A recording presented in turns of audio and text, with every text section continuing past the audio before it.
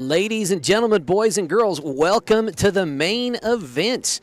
It is Saturday night football under the lights here on the Saddle Rock Sports Network. My name is Brad Doherty.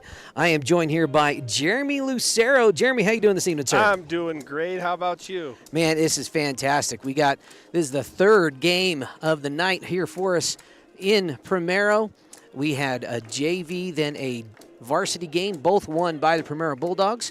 But we'll see if the Branson Bearcats can change the tide a little bit. Let's talk a little bit about both these teams coming in.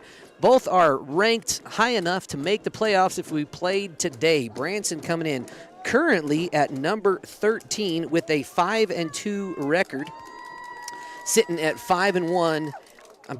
They're sitting at second in the league. Primero coming in with a 5-1 record. They are seeded number 10 in the Chassis Selection and Seeding Index. And Branson is seeded at number 13. We'll give you more of a playoff breakdown.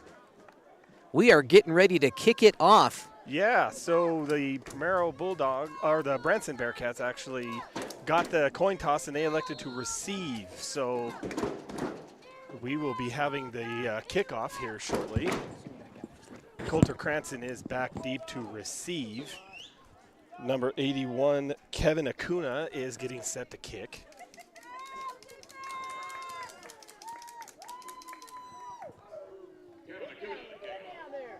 Kick lands on about the 7-yard line, rolls out of bounds.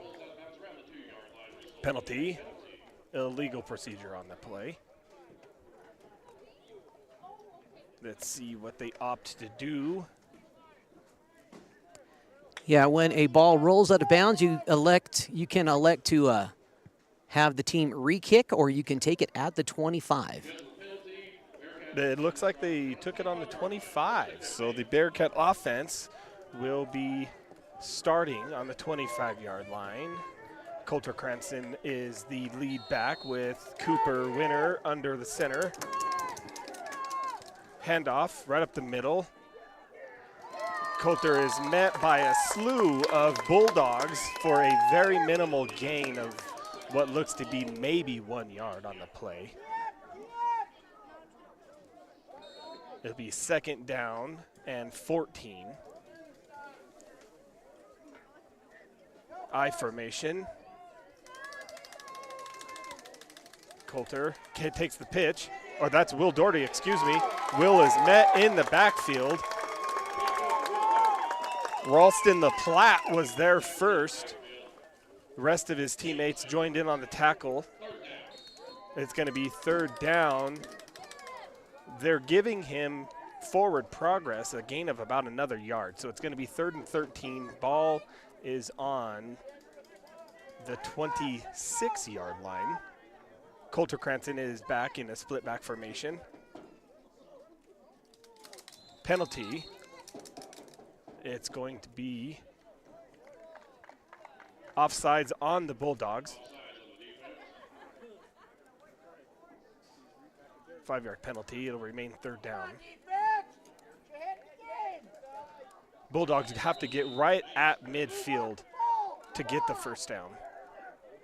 Split back formation. Cooper under center. He takes the pitch. He's at the 35. He's tackled right at the 40. We'll see. It looks like he is going to be about a yard short. So it's going to be 4th down and about 1 yard. I would expect the Bearcats to go for it here in this situation, Jeremy. Good field position. If you don't get it, trust your defense. I agree. I absolutely agree. It looks like that's what they're going to do. They're just going to probably hand it off to their big boy right up the middle. First down for the Bearcats. That was big cowboy Colton Davis. Cowboy Davis right up the middle. Nothing like a good old fullback power right down the middle. Fresh set of downs. Ball is on the 34-yard line on the Bulldogs side of the field. Shotgun. Pitch to Coulter. Great block by Cooper to spring him on the edge. Coulter gains about 6 yards on the play. That's going to bring up second down and about 11.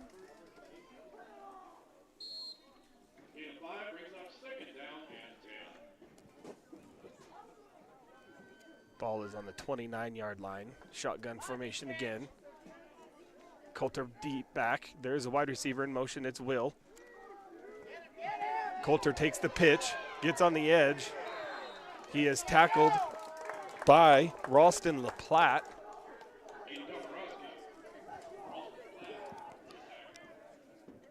Looks like they gave him about a yard or two. Bring up about 3rd and 8.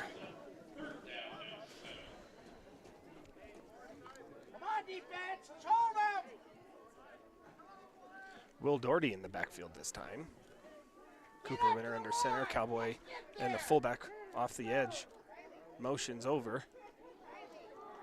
Cowboy gets the block on the edge, but Ralston LaPlatte once again. This guy has been a force on this drive. I think that's probably his 3rd or 4th tackle on this drive alone. Tackles him behind the line of scrimmage, so it's going to bring up 4th down. 4th and 10, ball's going to be right on the 30-yard line. We'll see what they elect to do. They're in a position here where they could go for it and not give up too terrible a field position.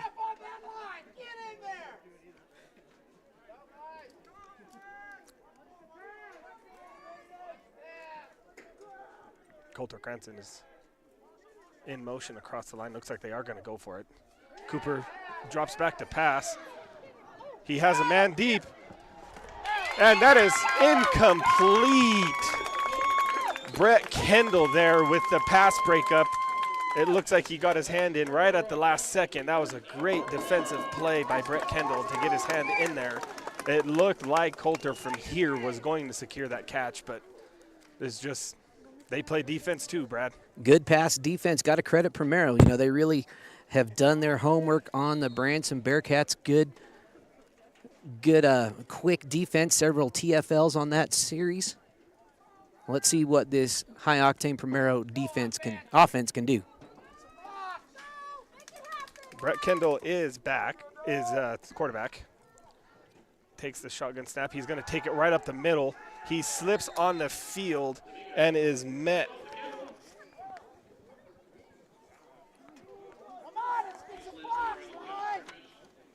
He is met by David Gomez. Sorry about that. Gained about 2 yards on the play. We're going to be probably getting a lot of Brett Kendall tonight. He is their leading, one of the leaders, actually the leader in the state in total yards with 2,026 total yards. He's number 1 in between 6'8" and 8-man. David Gomez was there to put some pressure on the pass there. Pass does fall incomplete. That was a great defensive play for David Gomez and Coulter Cranston. Good pass defense. Looks like both defenses have done their homework coming into this game.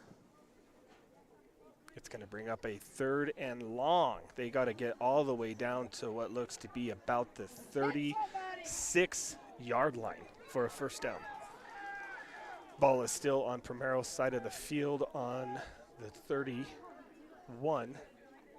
Brett Kendall takes the snap. Will Doherty puts some pressure on. He's going to keep it. He's going to take it on the edge, and he is pushed out of bounds by Coulter Cranston and Okoye Bartlett.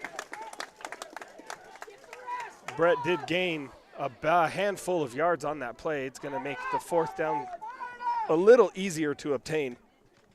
He gets it just to the other side of midfield on the 39-yard line of Branson's.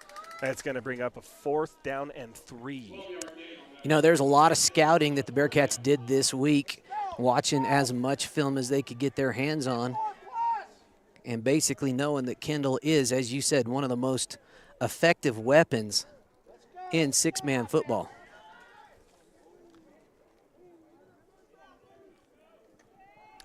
Brett Kendall takes a snap. He's looking to pass. He is trying to get loose off the edge. David Gomez once again in Brett Kendall's face forces the incomplete pass. Or excuse me, that was a completed pass, but it did not get a first down. So that is going to bring the Bearcat offense back on the field on the 36-yard line. That was a very heads-up play for Brett to get that ball off, but the Branson defense was right there. You know, good senior move, had the presence to keep his feet under pressure. Fun player to watch. So now we got Coulter in the backfield. Will, in the backfield, takes it right up the middle. Will with the power run there to gain about 4 yards on the play. Will has proven that Cowboy's not the only one that can take it right up the middle. You know, it's good to have a couple power backs that aren't afraid to just get in there, mix it up, lower a shoulder. Both teams have that. Look at that from Jairo Dominguez as well. Yes. On the Primero side of the ball. He is a pit bull of a player. I've enjoyed watching him his entire career. Coulter Cranston in split back formation. He takes it right up the middle too, and he is immediately met by number 81, Kevin Acuna. Meets him right at the line of scrimmage for what looked to be a no gain on the play. That's going to bring up third down right at midfield. Ball's on the 40. Both defenses have absolutely shown up to this point of the game. Do you think they've come in a little pumped up, a little ready for this one, Jeremy? I think so, and I think you know, the local factor has a little bit to do with it. You know, they walk around with these guys. They see them in Walmart. They want to let them know, hey, we won. Coulter takes the pitch. He swings back to the other side, forced around by Ralston, but Coulter Cranston with the touchdown. He takes it right up the left side and just outruns the whole defense. It looked like he was going to be stopped by Ralston, but the quick feet and the quick adjustment by Coulter to swing it back around to the other side and just outrun all pursuit. You know, Coulter Cranston, as I was doing my research, ranked number 3 in six-man yardage as a running back this season. He led six-man last year, finished first in the state in rushing yards. Will Doherty set to kick, and that is up and good.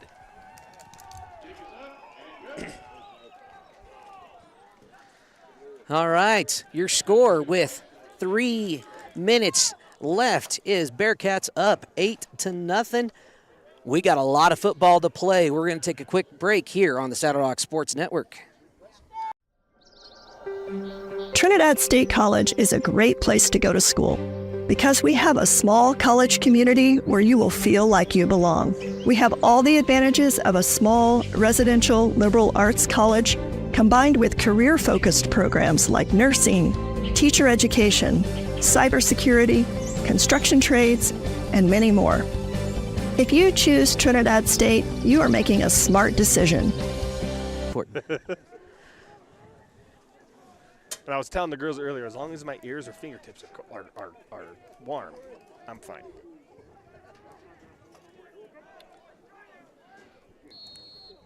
Blake O'Gean is getting set to kick.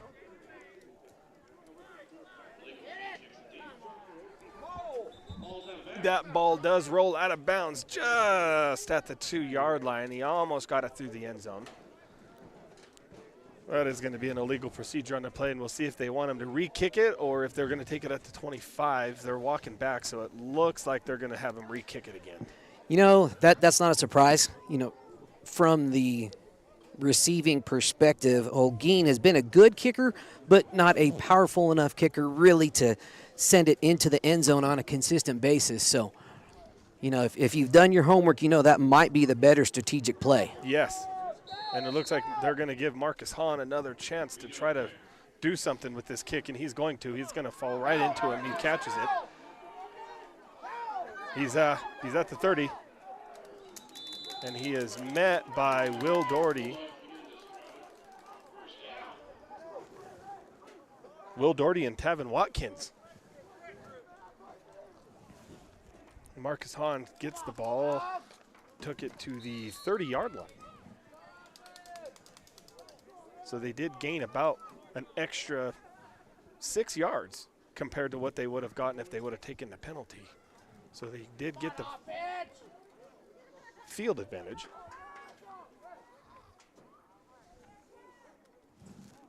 Matthew Pachork is split wide, Brett Kendall, and it looks like he got him to jump.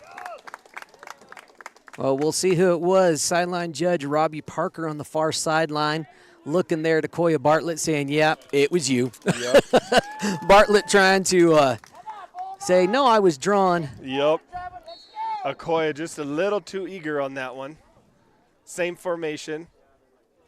Matthew Pachork split wide. Brett's looking to pass, pressured by David. He is taking it. He's going right down the middle with it, and he gets all the way down to his 30-yard line on Branson's 30-yard line. That was a great decision by Brett Kendall to take it down. You know, David Gomez defensively left his feet. He got played by that fake pump, by that pump fake, left his feet, and Brendel said, exactly, I gotcha. And he took off for about a gain of nearly 20 yards. That, the old shot fakes works every time. Uh-huh. Basketball, football, it's just a good fundamental thing to have in your arsenal. Absolutely. So a split wide formation. He has two receivers on the far end of the field. Brett gets the snap again, pressured. Ooh, passes just down and away, intended for number 10, Gabe Cintas. On top of what makes Brett Kendall even more electric and more effective is the fact that he has Gabe Cintas, who is quite the rusher and receiver in his own right.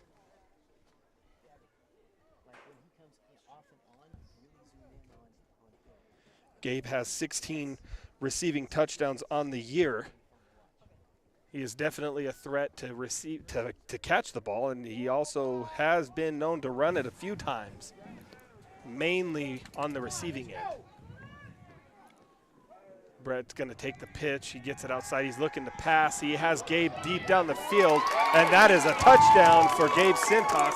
He got behind the coverage, and now he got just enough separation was all he needed to get that pass. Great play, beautiful pass by Brett Kendall. You know, we expected this coming in, Jeremy. We expected both of these teams evenly matched to just throw haymakers all night. We didn't expect a shutout. We don't expect a blowout. That was Gabe Cintas getting behind the defense, as you said, getting it done, getting Primero on the board.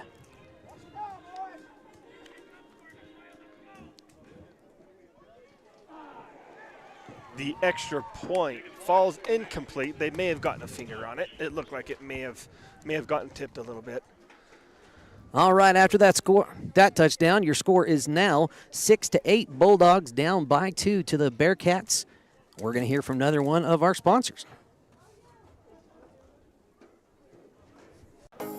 CynMar Land and Lawn Care provides proven and professional solutions for residential, commercial, industrial, governmental, and agricultural companies located in Colorado and Kansas. We provide top-notch services at affordable prices. You'll get skilled, trained technicians, not kids' day laborers or unskilled spare-timers. We also offer total weed control for alleys, driveways, fence lines, and more, plus noxious weed control. Give us a call today at 719-680-2651 or visit CynMarLandCare.com. Welcome back. Coulter Cranston is back deep to receive the kick, and that's going way over his head. That was outside of the end zone. I think that was a touchback. I was talking to one of our two camera women, Gabby Rios. I said, Gabby, focus in on Coulter Cranston. This could be a good return. Well, not the case on that particular play. That was a great kick. Also in the booth tonight, we have the Rio sisters, Jackie and Gabby, working the cameras. Bearcats, with the touchback, will take over at their 15-yard line. Shotgun formation. Cooper has Coulter and Cowboy on both sides. Or no, that was Will. Will takes it on the outside, and he is met after about 2 yards. That was big Brett Kendall on the tackle, proving that he not only can throw the ball, but he can also play a little bit of defense. Give credit where credit was due. That was a fantastic hit. It's going to bring up second down. Ball is on the 18-yard line. Looks like Will Doherty and Coulter Cranston remain in the backfield, both on each side of Cooper. Cooper's going to get the shotgun snap. Looking to pass. And it is intercepted. Pass was intended for number 22, Cowboy Davis. Brett Kendall read that the whole way and just stepped right in front of it. Just a great defensive play by very athletic Brett Kendall. You know, you just have to have that downfield vision. You've got to be aware of where that secondary is. And Kendall, he knew exactly where he was.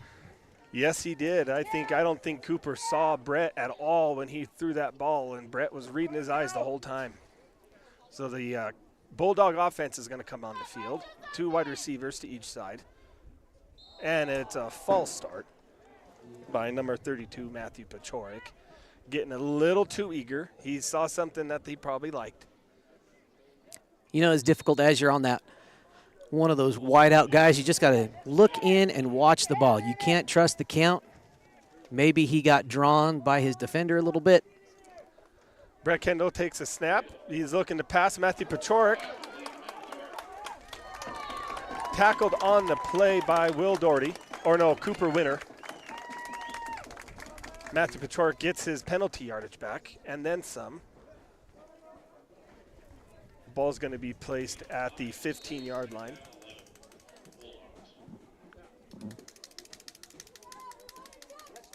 Great trust in his receiver there, knowing that he'll take care of him. Great ball position.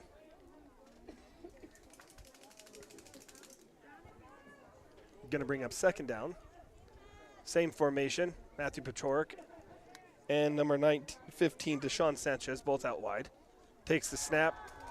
Ralston right up the middle. Ralston LaPlatte gets the handoff, gains about another 3 or 4 yards on the play, bring up third down. Ball is on the 11-yard line. Primero can get down to the 5-yard line and get a first down, so they're not quite in goal-to-go situation. Clock continues to run. Time will likely expire on this play. Brett Kendall takes the pitch. He's looking to pass. Gets it off to number 21, Jairo Dominguez. It's going to be very close to a first down. Tackled by Akoya Bartlett on the play.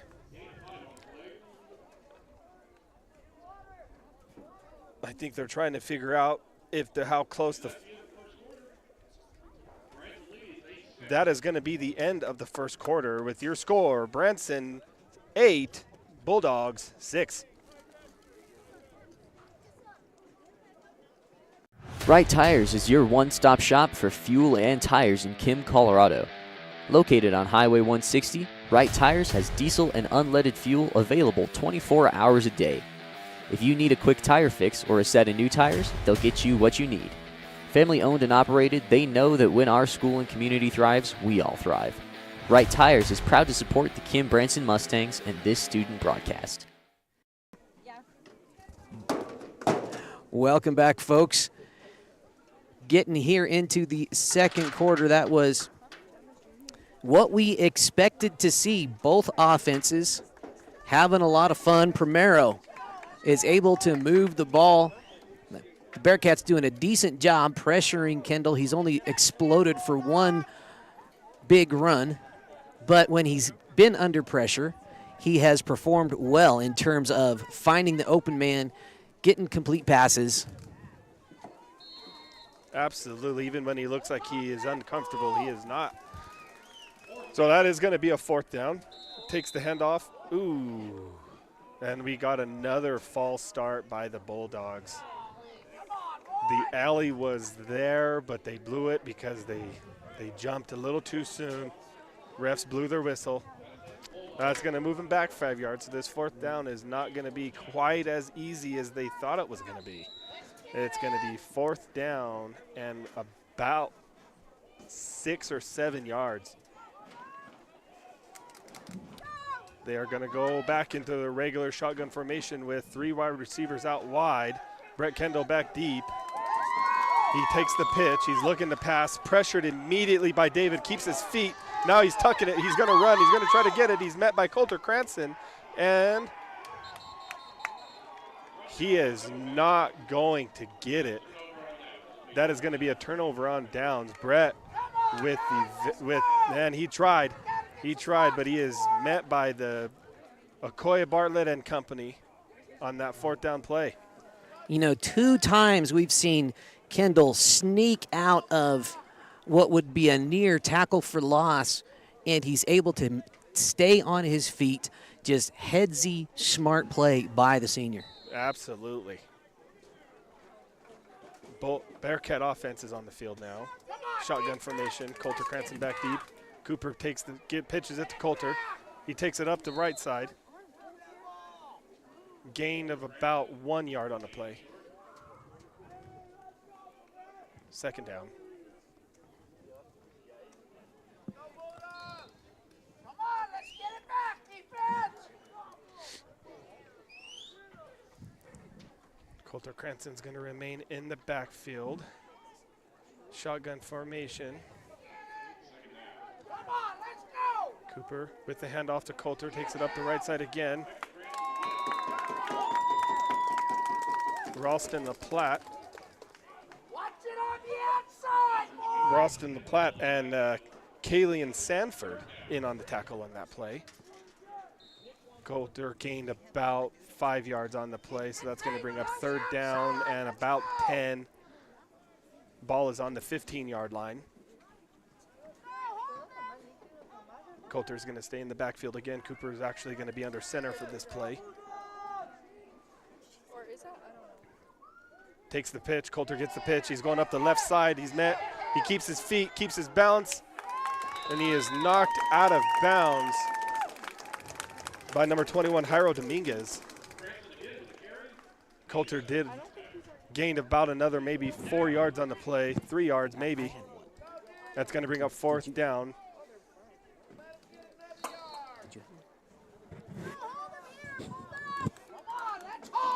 Ball's on the 20-yard line. Let's make the fumble, run it back in. Let's go, defense. So they got to get about 4 yards for a 1st down here. Coulter's going to stay in the backfield. Cowboy Davis is his fullback. Cooper Winter under center. Go. Hands it off to Coulter. He takes it right up the middle, and he is not going to get there. Well, no, I'm going to correct you there. That is a Bearcat 1st down. He got just enough. Got for enough forward progress. Tell you what, man, I did not think he had. I thought they met him, but that was just a great. Kept his legs pumping just enough to get that forward progress to give him a 1st down. Oh, that was the wrong one. That's all right. So we got a fresh set of downs for the Bearcats. Split back formation, Cowboy and Will Doherty in the backfield. Cooper under center. Pitches it to Will. Will takes it up the left side. He has some blocking, but he is met by Brett Kendall. Who else? Short gain on the play of maybe about 1 or 2 yards. Going to bring up 2nd down. Keep it up, defense. Keep it up. Come on, boys. Push it back. Dig deep.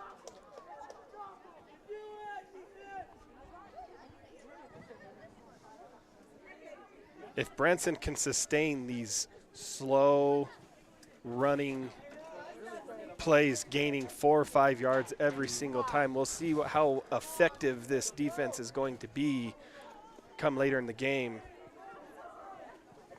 Will Doherty and Cowboy Davis in the backfield still. Cooper Winter under center, pitches it to Cowboy this time. Cowboy takes it right up the middle. He is met by Brett Kendall.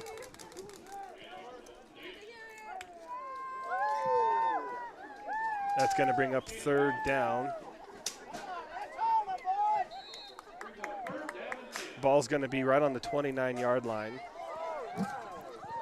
You know, give credit to this Primero defense. They've done their homework. They are meeting and clogging the running lanes. They've got that good pursuit on the sweeps and even the dives up front. Absolutely, they are meeting with physicality every single tackle. Cooper Winter under center, drops back to pass to Will Doherty, completed. That is going to be very close to a first down, but I think he's going to be a little short, knocked out of bounds by number 21, Jairo Dominguez. That's going to bring up fourth down and about 2 yards. Great play call there. Great pass by Cooper. Hit Will right in stride, was able to get a little bit of more yak to get closer to a first down. Will Doherty in fullback role right now. Coulter behind him, Cooper under center, hands it off to Coulter Cranston, and he's up the left side, and I do not believe anybody's going to catch him. Coulter with his second touchdown of the day.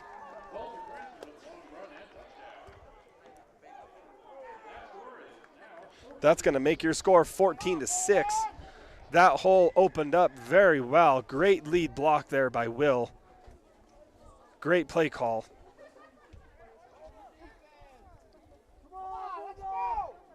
Will Doherty's in to attempt the 2-point conversion.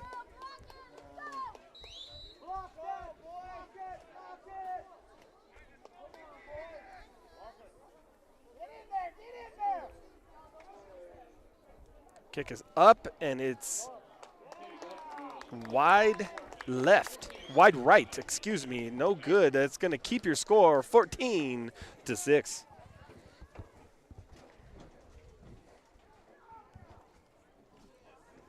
Baca Valley Telephone Company and Sierra Communications have been meeting the area's communications needs since 1974. We offer a wide range of services to our customers: local telephone service, residential and commercial internet service, telephone systems, security systems, network cabling, and two-way radio sales and service. Headquartered in Des Moines, New Mexico, our service area includes northeastern New Mexico and southeastern Colorado. Baca Valley and Sierra Communications is your one-stop shop for your communications needs.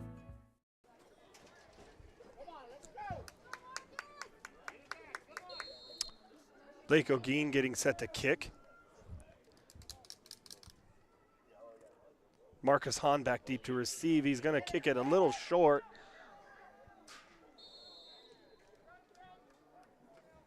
Will Doherty almost recovered that. They were trying to let it go out of bounds, but they waited a little too long and gave Will just enough time. He almost got there. Ball did just touch the sideline before Will was able to recover it. So it's going to remain Bulldogs ball on the kickoff. Ball is going to be spotted where they rolled it out of bounds at the 22-yard line.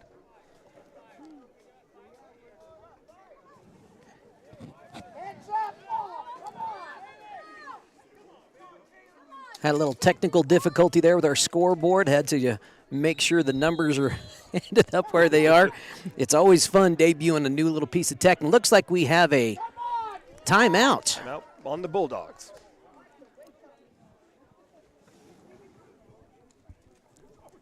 Cook Oil is your one-stop shop you need on the farm or range. We provide auto and ag parts and a full line of feed and livestock supplements.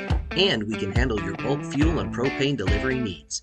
Don't forget, Cook Oil is also your only source for Can-Am ATVs and side-by-sides east of I-25 and south of I-70. Stop in and see us at 105 West Santa Fe in Walsh or give us a call at 719-324-5273. Thanks and good luck to the athletes competing in today's games.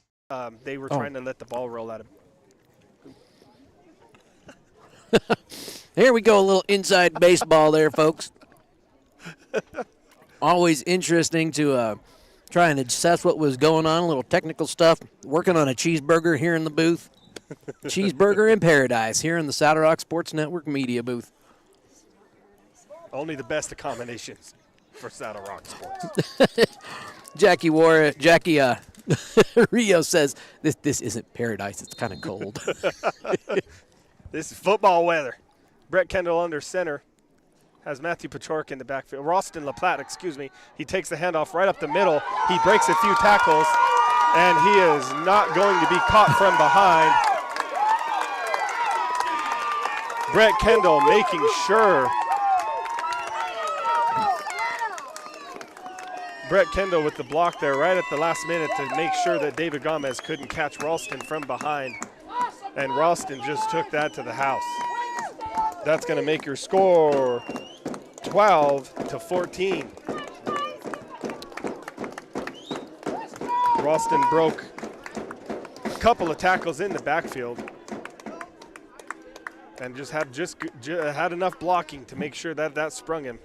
Great heads-up play by Brett Kendall, though, to make sure that he couldn't get caught.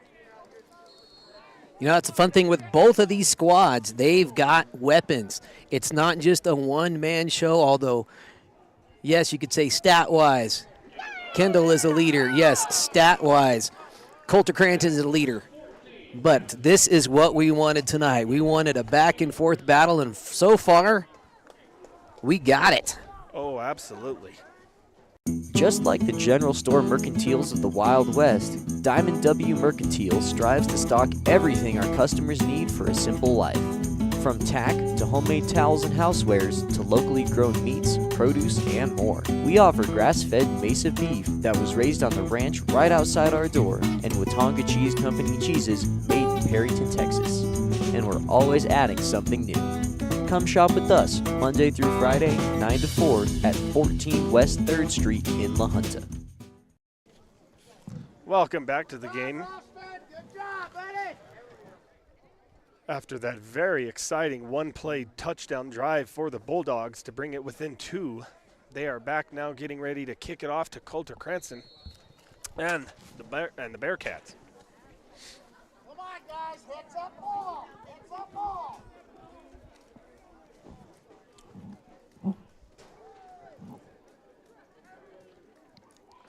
That kick is going to be a little short. It looks like Coulter's going to try to run it if he can get it. He does. He gets his hands on it.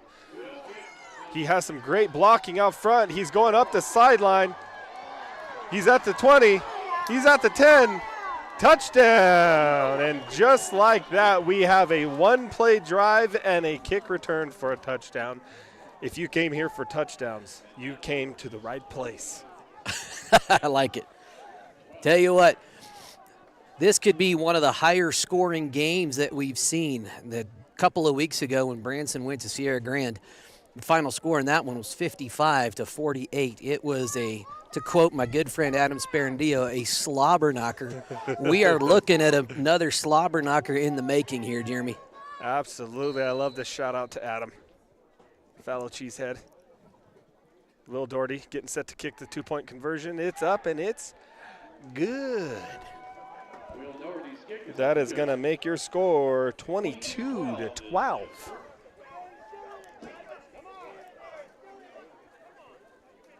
All right, folks, while we get ready for this next one, I want to tell you about something neat going on here by our friends at 4D Auction Services. It's a special estate sale happening on November 3rd. And the cool thing is it's the Lance R. Barrett estate, and he was an avid gun collector. So you'll see on your screen there just a few of the amazing firearms he has for auction up there at this auction by 4D Auction Services. You can go to 4dauctionservices.highbid.com to bid and to see the complete line of amazing firearms you can get your hands on. Thank you to 4D Auction Services. Blake O'Ging getting set to kick to Marcus Hahn again. The kick is going to be short. It's going to be picked up by Jairo Dominguez. He's going to take it up the right side. And he is going to be just forced out of bounds by Blake O'Ging. You know, I like watching Dominguez run. You know, Blake O'Ging is not a small, young fella either. Watching those two bulls go head-to-head. Oh, yeah. Those were two big old boys just going right up against each other. Love it.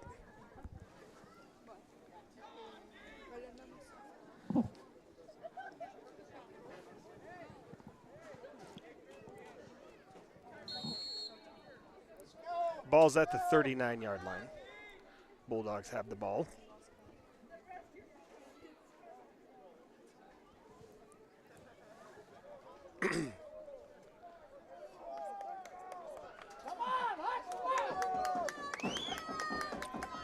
It's going to be a tight formation. Brett Kendall getting the back to get the pitch. He's going up the left side. Breaks a couple of tackles, but he is caught from behind by Coulter Cranston. Brett did rip off about a 13-yard gain on that play. One thing I did notice with Brett Kendall is he has almost as much passing yards as he does rushing yards, so he is an extremely versatile threat with just the ball in his hands. He'll make the right decision. This time he has Ralston behind him.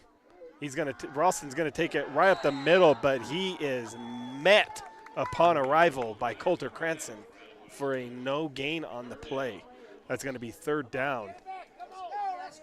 Coulter getting a little bit revenge from the previous drive where Ralston was able to break free of one of his tackles and was able to score. Come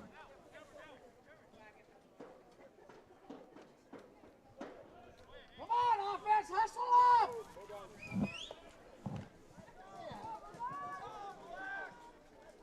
Tight formation for the Bulldogs.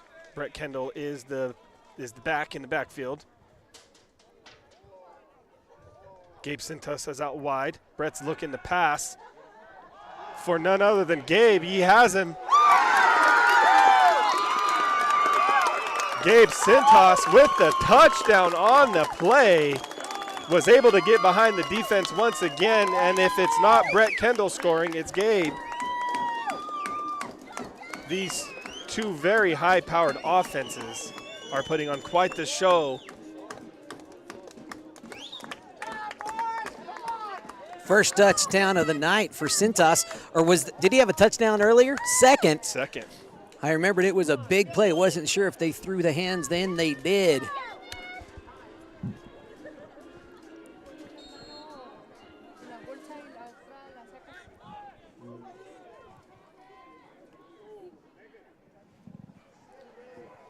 Ooh, what a great recovery by number 23, Josh Pachorik, to take the high snap and still manage to get it down for his kicker, Kevin Acuna, who sent that one off the field, I think.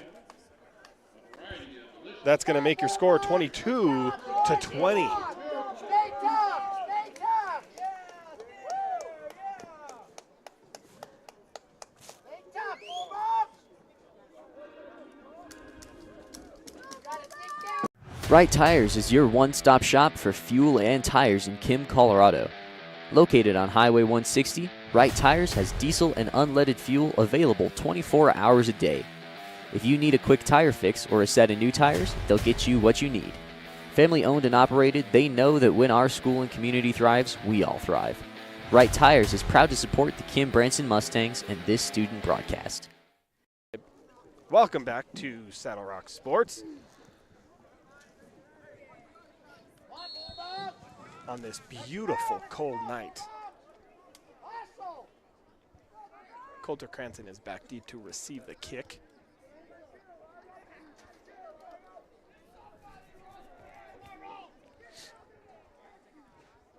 It is a squibber. Cowboy gets it, and he is going to be met head on by Brett Kendall. That says a lot for Brett Kendall's leadership as the quarterback and running back. You're willing to just throw your body around on defense too. It's no wonder that this Bulldog defense plays as hard as they do, Brad. Couldn't agree with you more. You set the tone. All of the seniors setting the tone. Really hand it to this crew. Both of these teams, some good senior leadership. Coulter Cranston is back in the backfield. Cooper Winter under center. He's looking to pass. He has Will on the sideline, flirts with it, gets his feet down. That is a catch by Will Doherty. What a play on the sideline by Will Doherty. You know, Will Doherty and Gabe Cintas back in the day were on the same Little League team.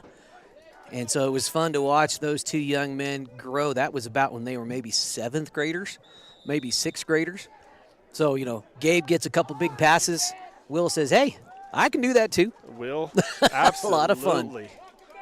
That was an NFL catch. I think he got 2 feet down, maybe even 3. Coulter Cranston is in the backfield once again. Cooper Winter under center.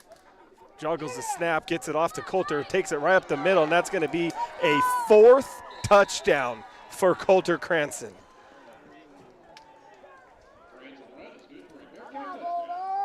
That is going to make your score 28-20.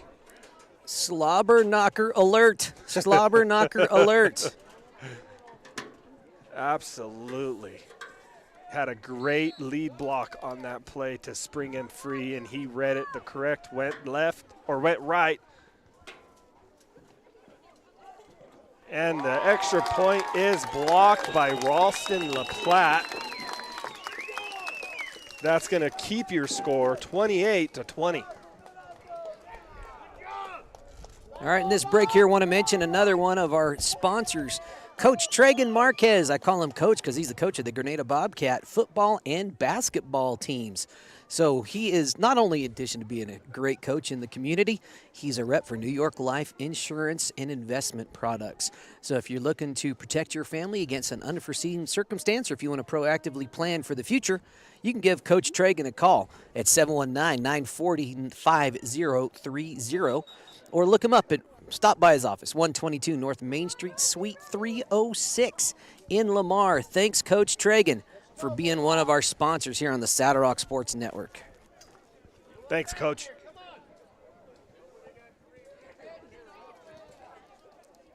As we get set up here, Blake O'Gean is getting set to kick to Marcus Hahn. It's going to be short again. Jairo Dominguez gets it, fumbles it, gets it back. Going up the right side, he is met by Cowboy Davis. Akoya Bartlett and Cowboy Davis there on the tackle.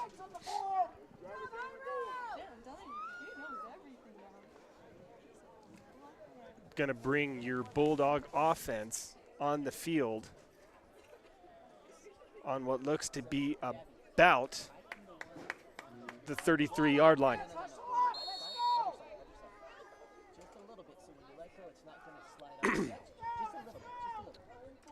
2 minutes, 23 seconds left in the first half. Ralston LaPlatte in the backfield. Jairo Dominguez is his fullback. Brett Kendall under center. Oh, no, that was Gabe Sintas under center.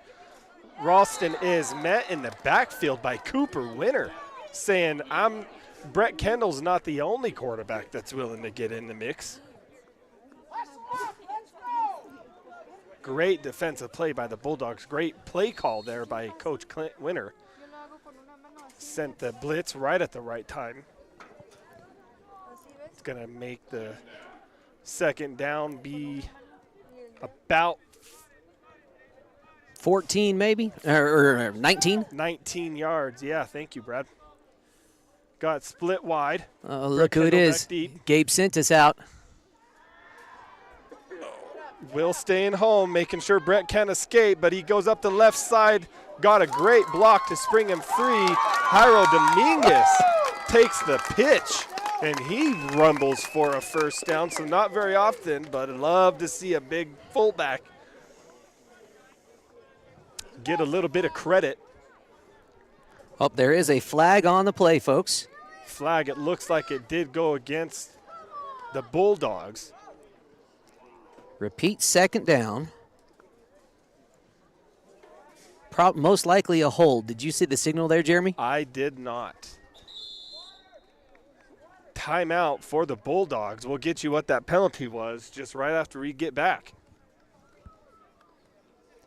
All right, we're going to keep it right here, folks. Let's talk about some of the upcoming games we have for you on the Saddle Rock Sports Network. You can see we had a busy week on the 22nd, 24th, 25th, and 26th. Next week, either on the 30th or 31st, depending on if they reschedule that game, we'll have Hawley at Kim Branson volleyball. Then on Friday, November 1st, we're headed to Walsenburg, Honey at Walsenburg football. And then Saturday, November 2nd, Cheyenne Wells is coming to Branson, the number one team in the state, taking on the Bearcats. We'll see how they do. And then we're also going to have Roy Mascaro at Des Moines volleyball. Should be a lot of fun next week. You're not going to want to miss any of that on the Saddle Rock Sports Network.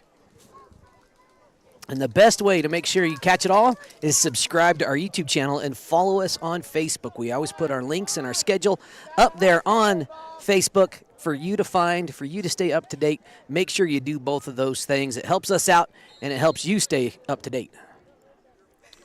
Well, as we get back here on third down, Brett Kendall is back in the backfield, gets the pitch. He's looking to pass.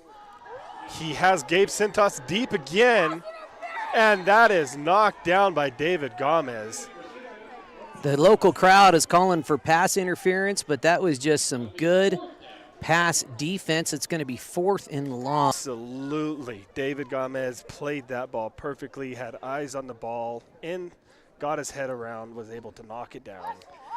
We got about 1 minute to halftime, folks.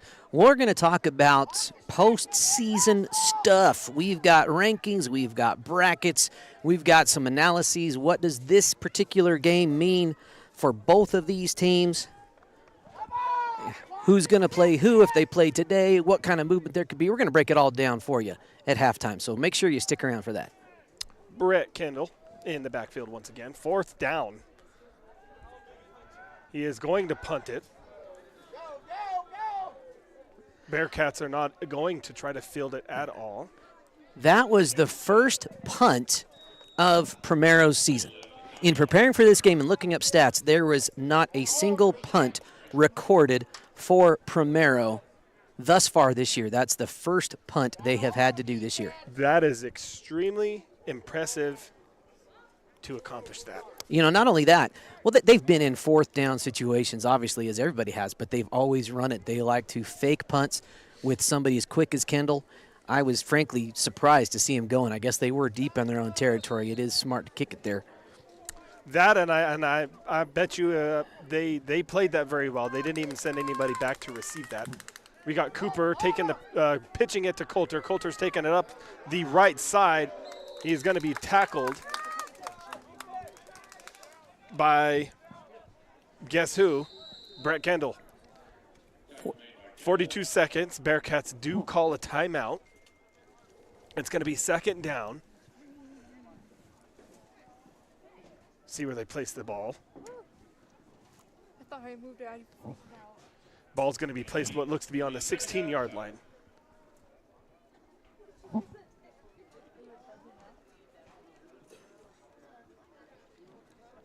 Yeah, talking about the previous play, Cooper did get that pitch out, and he actually led block on that play too, I believe. After he pitched it, he was trying to get out in front, and defense just played that a little bit better. Was able to get to him before Coulter could actually get down the sideline. Come on, D. Very well played. Brett Kendall seems to be all over this field. Hold him. Let's hold him. He's actually playing on the right side of the field defensively, and he was the first one to get on the left side for the tackle. So that says a lot about how much ground this kid can cover. Cooper Winter under center, Coulter Cranston and Will Doherty in the backfield. Coulter's going to take the handoff right up the middle. Seems like coach is going to be okay with just running the timeout. We'll see if Primero elects to call. Nope, they're going to run a play right away. They're back to the line again.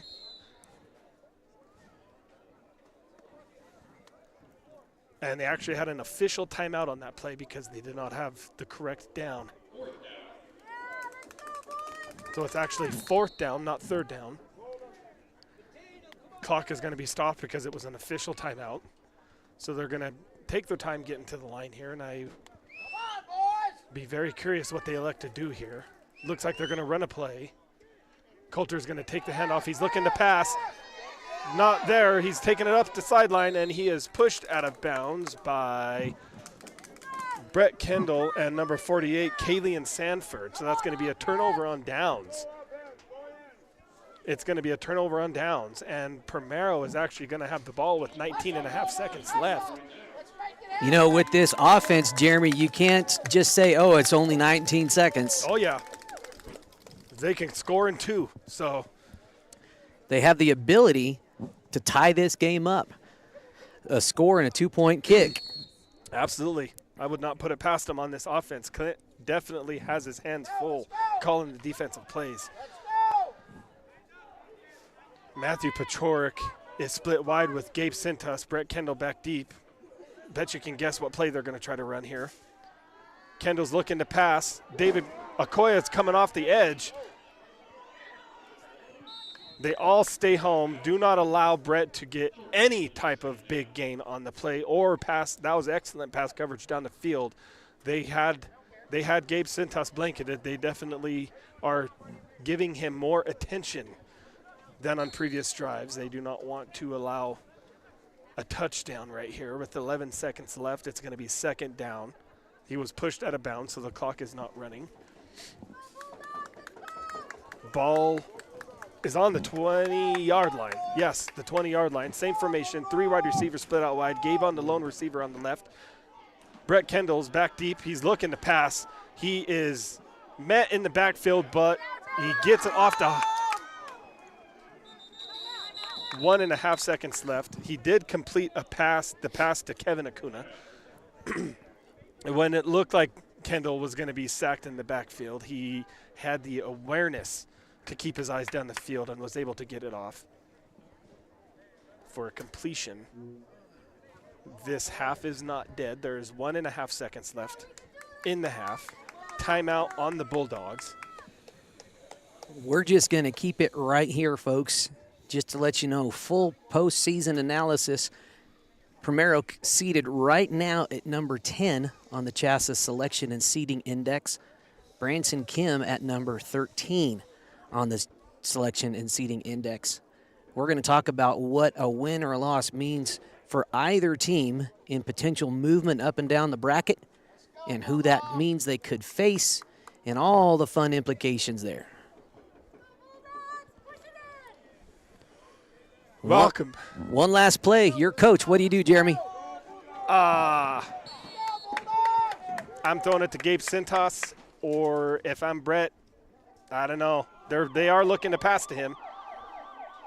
And it is intercepted. Pass was intended for Gabe Sintas. It was not intercepted, actually. They're calling it incomplete. Brings us to halftime. It is 28-20. Bearcats on top of the Bulldogs here in this conference matchup with playoff implications. We're going to take a quick commercial break, and then we'll have that postseason analysis for you here in just a few. CynMar Land and Lawn Care provides proven and professional solutions for residential, commercial, industrial, governmental, and agricultural companies located in Colorado and Kansas. We provide top-notch services at affordable prices. You'll get skilled, trained technicians, not kids' day laborers or unskilled spare-timers. We also offer total weed control for alleys, driveways, fence lines, and more, plus noxious weed control. Give us a call today at 719-680-2651 or visit CynMarLandCare.com. What is that big boom? I think they have a band. Oh, is that? Oh, Yeah. okay. Yeah. It kind of sounded like a tuba here every once in a while. Yeah, I've been trying to find him, but I don't see him. All right, folks, let's talk about the postseason. There is a lot of fun happening with these two teams. You'll see they're coming in. Branson with a 5-2 record on the season, 3-1 in the conference. Primero at 5-1 on the season, 2-1 in the conference. Sierra Grande has pretty much clinched the league championship. But as we've talked about it before, let's just go right to the rankings. League championships aren't going to mean a whole lot this year because all potential league champs are already in the top 16. There's no real outlier in terms of potential league championships. There are 5 leagues here in 6-man football, but what really matters is the Chassis Selection and Seating Index. What that is a combination of your RPI and your max preps ranking. RPI is a combination of your win-loss percentage plus your opponent's win-loss percentage plus your opponent's win-loss percentage. The max preps ranking is similar to that, but it also takes into account point spreads. If you have a big win against a tough opponent, if it's a close win, you get bonuses for point spreads. So what you see on your screen right there is where everybody sits as of this afternoon about 11 o'clock this morning. Based on today's games, those numbers may have changed slightly. Sitting on the top of The pack right now, Cheyenne Wells and Stratton at a 1 and a .988.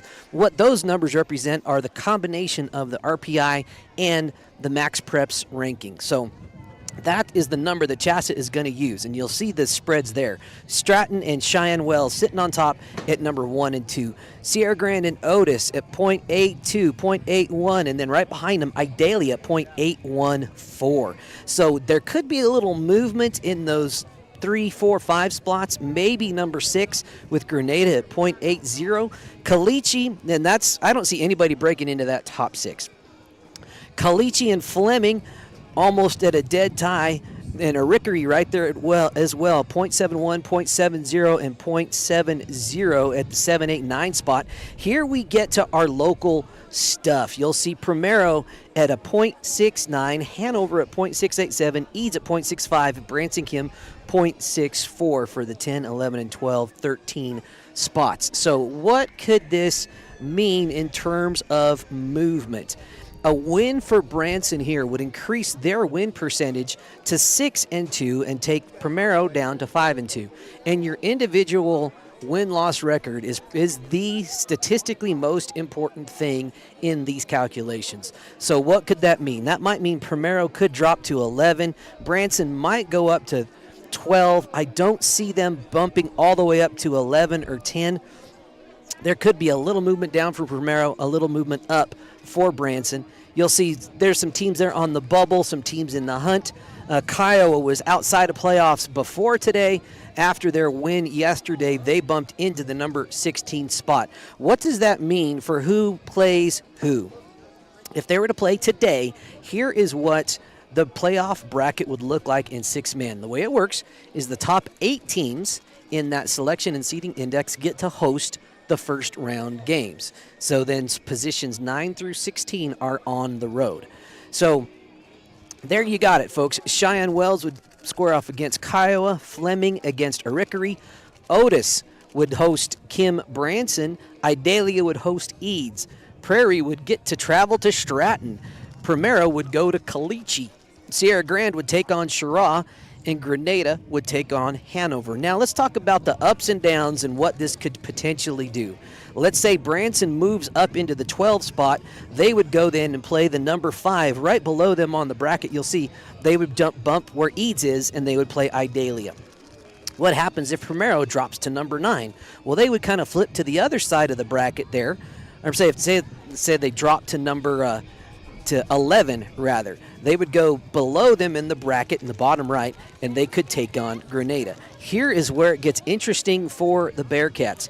If they lose tonight and drop to the number 14 spot, they would hop and take the 14 spot. You'll see that that's a current matchup, Chirac versus Sierra Grande. They take Chirac's place. However, Branson versus Sierra Grande, that's an in-league matchup in the first round. The seeding selection committee would probably bump Branson down a notch to number 15, and they would then have to go play Stratton, which is not anything that anybody wants. In the 6-man world, everybody's given their all, but we all know the 2 big dogs in 6-man are Cheyenne Wells and Stratton. That just is what it is. As much as I want to see a hometown Branson Kim Bearcats make a run, those are 2 big walls they're going to have to run through. Branson going to get tested next week as they take on the Cheyenne Wells Tigers. We'll have that for you right here on the Saddle Rock Sports Network. That's your postseason breakdown, folks. Again, we're going to update all those numbers for you tomorrow and have another analysis after all of this weekend's games are finished. And I expect a little bit of change because we saw some change from Friday to Saturday in the numbers, and we'll see a little bit of change in the numbers after the results of today's games. And we'll have that for you. Follow us on Facebook. We'll post the video there so everybody can catch it real fast. We got about 6 minutes to go. Let's hear from some of our current and former broadcasters on the Saddle Rock Sports Network. Saddle Rock Sports Network is a student-powered broadcasting company that was started this fall. Over the last 2 months, our student-produced broadcasts have gotten over 20,000 views. Over 20,000 views. Over 20,000 views. Over 20,000 views. In January and February, we will be broadcasting 41 games for the high school and junior high Kim Branson Mustang basketball teams. With that being said, would you like to put your ad in one of our live videos? Your ad will also be permanently on the game videos, which live on YouTube forever. Forever. For forever. And will be seen over and over again as the game is shared with fans and rewatched by players, coaches, and families. We have ad packages based on sponsoring all the games in a given week, or sponsoring a specific team or teams.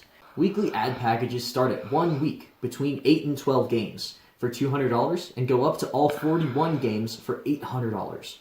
Team-based sponsorships are similarly priced.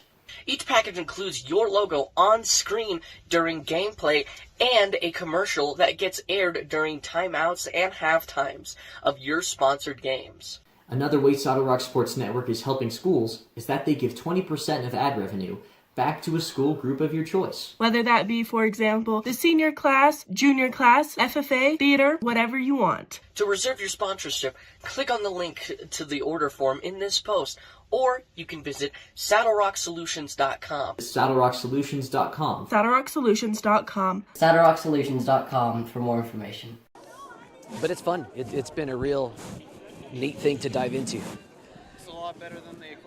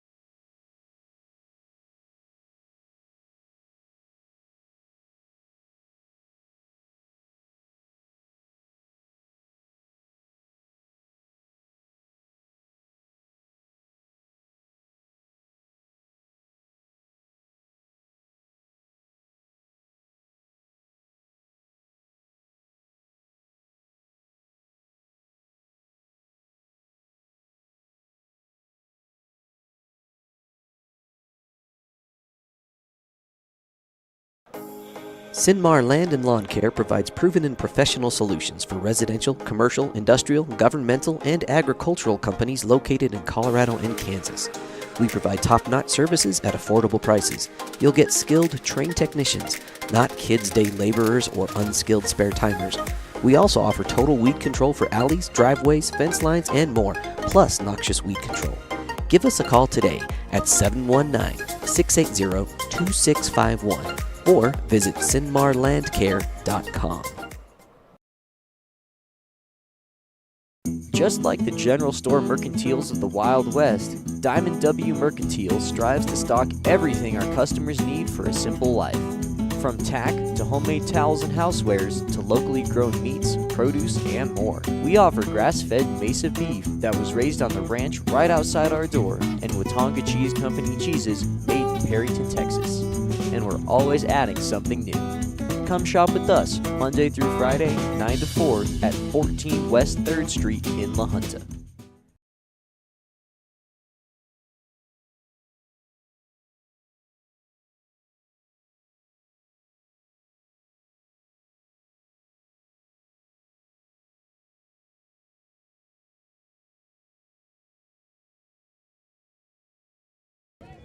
Folks, you'll see right there our list of our 24-25 super fans. You might be asking yourself, hey, what's a super fan?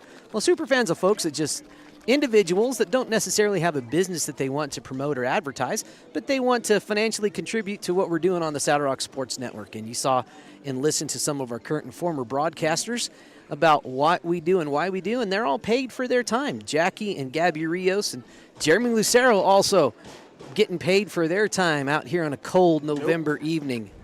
It's a lot of fun, and we couldn't do it without the sponsors we have, both our corporate business sponsors and our super fans. So this year, so far, it's been Mr. and Mrs. Felix Lopez, Bob and Tina Watkins, Oakley Wilson, and Peggy Miser. If you'd like to be a super fan yourself, you can click on that, scan that QR code right there. That'll take you to a PayPal donation page, and you can donate any amount that you'd like. Maybe think, how much would a cup of coffee or hot cocoa pay for each of these broadcasters tonight and maybe make a little contribution there. It all helps out. You can also go to saddlerocksolutions.com/fans to learn more. Also, in a couple of weeks, it's not on our upcoming schedule. We'll just put that up on the screen. The first week of December, which isn't that far away, folks, is the Trinidad State College Invitational Basketball Tournament, a huge tradition here in southern Colorado, and a bunch of northern New Mexico teams play as well. Now, Saddle Rock Sports will be there for all 24 playoff games. 8 schools, both guys and girls teams, in that tournament. It goes from the first Tuesday of December all the way through Saturday. 4 games on Tuesday, Wednesday, Thursday, Friday, and then 8 games on Saturday. Now, we're going to have all sorts of sponsorship packages available for you to select from. We'll have those all over Facebook, so keep your eyes open. A great way to really showcase your business in our area. Those are our most viewed basketball games all season long. Second only to maybe our playoff basketball games in March. All right, about 1:40 to go. We've seen a lot of back and forth action. It has been just a fun one here on the Saddle Rock Sports Network. Jeremy, what do you expect from both of these teams coming out of halftime? Touchdowns. I expect more of the same. Defensively, Coach Winter had to have just probably hammered home the point of not letting these receivers get behind him. If they keep the ball in front of them, if they keep the players in front of them, I think they'd have that would be what I'm talking about. And if I am Primero, I am looking for every which way I could spring these big plays, getting whether it's Ralston, LaPlatte, or Brett Kendall. You know, we haven't even talked about it. Brett Kendall hasn't even had a touchdown this game yet. It's been his supporting cast. So I would be very intrigued as to what the plan of attack was this time, because they are containing, you can say they're containing Brett Kendall if it's possible to do that. They've kept him out of the end zone, but that has not kept points off the scoreboard. So that is probably another little attention to detail that they are trying to figure out. And then if I'm Brett Kendall, I'm just going to keep on hammering home what we've been doing. It's been working. If it ain't broke, don't fix it. It's a 1-score game. You're right there. I expect them to continue to play physical. As we get set for the third quarter, it's a very short kick. Kevin Acuna gets the kick, actually, tackled by David Gomez right on the 35-yard line. So that was an interesting decision not to kick it deep. You're going to kick it short. Maybe they're hoping for a drop, possibly. You know, it also not kicking it deep, those short kicks. If you don't get a turnover, you're also not letting your offense, the receiving offense, set up their blocking scheme. So you're able to, in theory, get quick to that ball and stop them quick so there's not a big gain. Gabe Sintas lined up on the left side out wide. Kendall back deep, gets the handoff, looking to pass. Pump fakes. He has all the time in the world. Will Doherty coming free, keeping him contained. He's looking to run, has nowhere to throw it, has nowhere to run. Finally throws it short. It is dropped by Kevin Acuna. Pass is going to fall incomplete. You know, even if he would have caught that, he had several defenders behind him. You never know what could have happened there. They did defensively. I expect more of that type of defense from Coach Winter to make sure Brett cannot escape and create those big play situations. Second down, he has Matthew Pachork out wide to the right. Gabe Sintas lined up on the left. He has Ralston LaPlatte in the backfield. Gets the pitch. He's looking to pass. Now he's going to take it and run. He is being contained by Coulter Cranston. Met in the backfield. You know, that is the first time, correct me if I'm wrong, Jeremy, that Kendall has gone down in the backfield. No, sir. You are absolutely correct. That is the first tackle for loss taken by Brett Kendall. Kind of a rough start for this Bulldog offense coming out of the half. Probable passing situation right here as Matthew Pachork to the right. He is back deep. Penalty on the play. False start for the Bulldogs. It's going to bump him back another 5 yards. It's going to remain third down. Be third and about 22 for the Bulldogs. Ball is placed on the 28-yard line. They actually have to get to the other side of midfield to the Bearcats' 30-yard line to get a first down.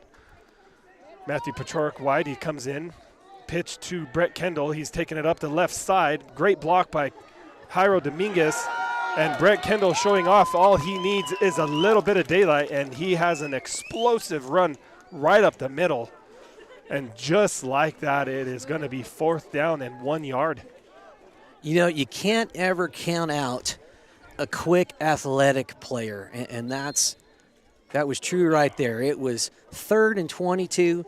Now it's fourth and 2, maybe 3. Absolutely. Brett put his foot in the ground, and he exploded through that hole. He has Gabe Cintas lined up to the right. He is deep, back deep. He's going to take the pitch. He's going up the left side, has the first down, and then some. Met by Will Doherty. That'll move the chains for the Bulldogs. So third and 20 plus has been turned into a 1st and 15 fresh set of downs for the Bulldogs. 2 great play calls by the Bullcats. There's a new one. By the Bulldogs. The Bullcats and the Bear Dogs. That's what happens when it's kind of cool out here, folks. Our brains start doing interesting things. My brain is frozen, so don't tell my wife. She'll say that's nothing new. Brett Kendall back, thrown deep. Oh, and just out of the hands of Okoye Bartlett. He was pass intended for Gabe Cintas. Had a step on his defender, but Okoye was underneath, got just enough of the ball to change the trajectory of it. I actually thought for a second there it was going to be intercepted. Let's go, Simon, let's go! Different personnel on this play. Brett Kendall has actually been subbed out of the game. He is down on a knee on the sideline. Not sure if he's shaken up or just out of breath. He's been him this entire drive, so he's probably just taking a breather. So we have Ralston LaPlatte.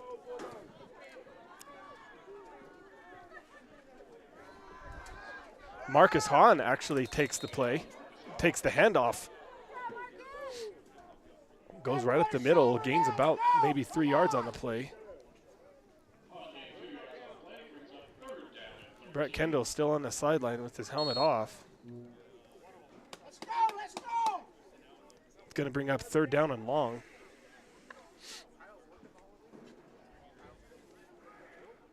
Heads up! Got it! Backup quarterback Joseph Sanchez is under center. Takes the pitch to Marcus Hahn. Great, has a couple of blocks out front, but he is met on the corner by that Bearcat defense. Swarming to the ball was Colter Cranston, Will Doherty, and Cooper Winter. It's going to bring up fourth down and probably, oh, there is. Come on, offense, you gotta hustle! Fourth down and about 10. You gotta hustle, offense! Ball is on the 12-yard line. Brett Kendall is back in the game along with fullback Jairo Dominguez. He is deep. Takes the pitch, looking the pass. Will Doherty puts the pressure. Slips a tackle. Colter Cranston broke the Colter Cranston tackle. Will Doherty tackles him right before the first down marker. That is going to be a turnover on downs for the Bulldogs. Bearcat offense is going to get the ball. Great defensive play there by Will Doherty after Brett Kendall broke multiple tackles on that play. All Brett needed was maybe another yard, and he would have had the first down. So that was a very, very good play by Will Doherty to stop him short.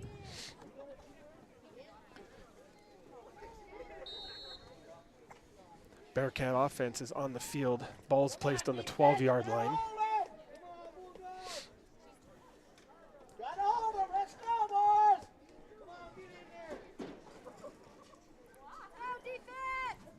We'll see what offensive adjustments Coach Cranston's made. He is in a shotgun formation, split backs, Will Doherty and Coulter Cranston. Takes the handoff, hands off to Will Doherty. Will Doherty goes up the left side. Powers his way around the corner. Brett Kendall and Ralston LaPlatte in on the tackle. Will Doherty was able to gain about 7 yards on the play. Great run by Will, keeping his legs churning. Ball's on the 16-yard line now, second down. I formation, Cooper Winter under center. Cowboy Davis, Coulter Cranston takes the handoff up the right side. Minimal gain, maybe 1 or 2 yards on the play. Tackle by Ralston LaPlatte. Third down, ball is placed right on the 15-yard line. It's going to be 3rd down and 4. First down marker is just 1 yard shy of the 20. I formation, Cowboy Davis is the fullback, Coulter Cranston in the backfield. And Brett Kendall tried to jump the snap and just came off sides. That is going to give the Bearcats an automatic first down based on yardage. Sometimes you get those playmakers just wanting to make plays, and high risk, high reward. If he would have timed that snap, that would be a very big loss of 4th down. Huge defensive play. You're right. Same formation. Cowboy Davis actually takes it right up the middle this time. Still going, gets help from his whole entire offensive line. I'm going to credit that 15-yard run to the entire Bearcat offense because every single one of them was in on that one. You know, I'm really surprised they do move the chains. I'm surprised they did not blow that play dead. You see that often in 6-man. You very seldom see push plays like that. Absolutely. I thought they were going to blow it dead, but they didn't. Great teamwork by the Bearcats. 1st and 15, I formation, Coulter Cranston and Cowboy Davis in the backfield. Cooper Winter under center. Hands the ball straight up the middle to Cowboy Davis again. Lowers his shoulder. Powers his way for about 3 yards. I think he ran into the back of one of his fellow Bearcats there. I think so.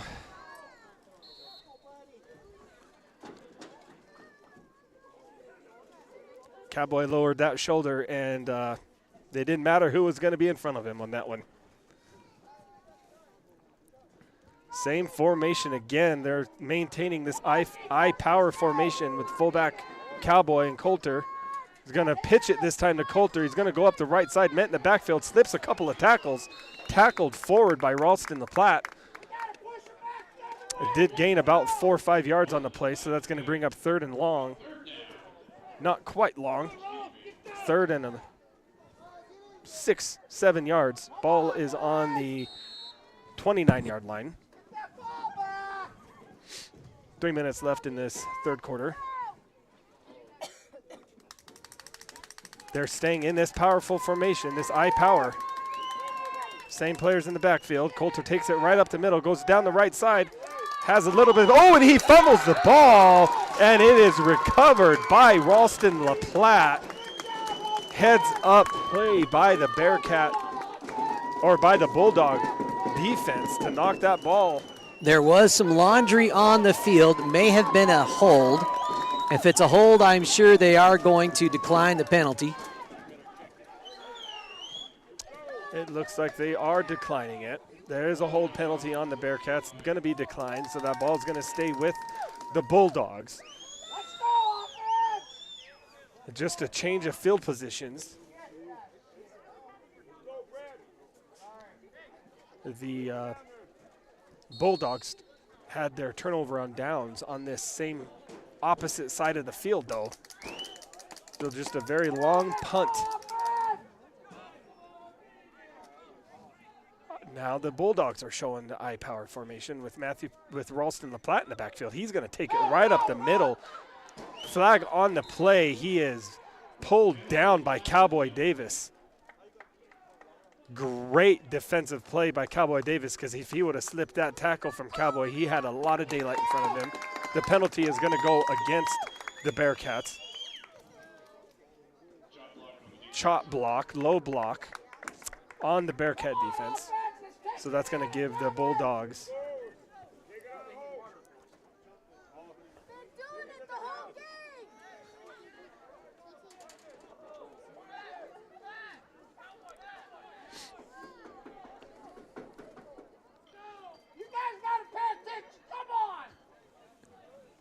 So just to give you folks at home an explanation on the chop block, you cannot go low on a player that is already engaged in a block, and that's what the Bearcats did. They engaged a player that was blocking and went low on him, and they got called for that. So that is a massive penalty, a 15-yard penalty to Dogs, all the way to the other side of the field at midfield. Ball's going to be on the 34-yard line. Brett Kendall in the backfield takes the handoff right up the middle, slips the tackle. He's switched to the right side. He's going on the right side, has some blockers, but he is met by David Gomez. There is a penalty on the play, though. I believe it was a late hit. That was on number 32, just laid a shoulder into a potential Bearcat. That would be Matthew Pachorik with the penalty. That is absolutely the call, Brad. Great call on that one. Blindside block on number 32, so that is going to negate the penalty yardage that they just gained on the previous play and move them back to their side of midfield on the 31-yard line. That is also a 15-yard penalty, so that'll be 1st and 30. And that blindside block is so tough. The rule is you have to bring your hands ahead of you. You can't block a defenseless, or not really defenseless, but a defender that's not looking at you by lowering your shoulder. You have to bring the hands. And sometimes it's just so hard to resist that because it feels so good. It feels so good. Gabe Sintas is the quarterback this time. He is going deep. And David Gomez got his pinky on that ball. It was intended for Kalian Sanford. And Kalian Sanford actually did have a couple of steps on him. But great play by David Gomez to make up the ground and get just enough fingers, or maybe no fingers, but just distracted him just enough to take his eye off the ball to knock that down. Great play by the defense there. Very interesting that Gabe Sintas was the quarterback on that play. Gabe Sintas is back under center again. Brett Kendall is in the backfield. Now Gabe moves from under center to the left side. Brett takes the pitch. He's looking to pass. He is looking to pass. He launches it to Gabe Sintas, and it falls incomplete. David Gomez with the coverage again on that play. There was actually 2 Bulldog receivers in that area. Not sure what the route call was on that one. That is not usual. You probably don't want multiple players in the same, because that pass had 2 defenders there also. So once again, though, Brad, Clint with this do not rush the passer, just making sure the guys keep Brett in that pocket, and it seems to have been working to this point. Yeah, you've got to contain as much as possible. Brett with the pass. He has 4 receivers running routes right now. He's going up the right side. He has room. Coulter Cranston meets him on the sideline. Brett was able to get the penalty yardage back, albeit from maybe 1 yard. So it's going to bring up 4th down and 16 for the Bulldogs.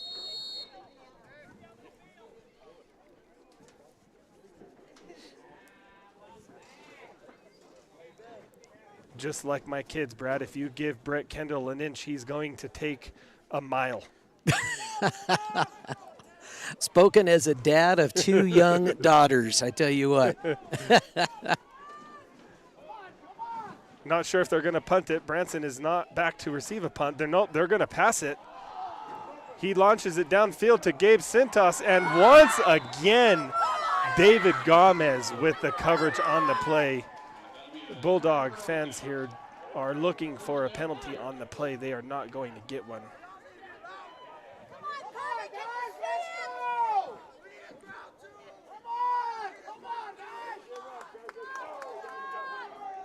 Excellent, excellent, excellent pass coverage on that play.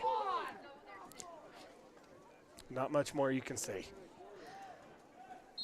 Well, that's been really a weakness of the Bearcats. Defense is getting beat in the air thus far by Sierra Grande, by Grenada early on the year. Earlier on today, Cranston drugged down by a couple of Bulldogs there. Gained maybe 2-3 yards on the play. Coach Cranston seems to be pretty comfortable just maintaining this power running game, which seems to have worked to this part of the half. Under a minute to go. About 40 seconds here in this quarter. Only an 8-point game. It was a slobber knocker to start. Neither team has scored here in the second half. Coulter's met in the backfield, slips some tackles, runs over a couple of guys. Matthew Pachoric, gets him from behind. I think he is called out of bounds, though. That was He's called out of bounds at the 20. Touchdown saving tackle by Pachoric. Even if he just got Cranston to step out of bounds, he was off to the races. Absolutely. That did stop the clock here with 25 seconds left. First down, and it is not a goal-to-go situation quite yet.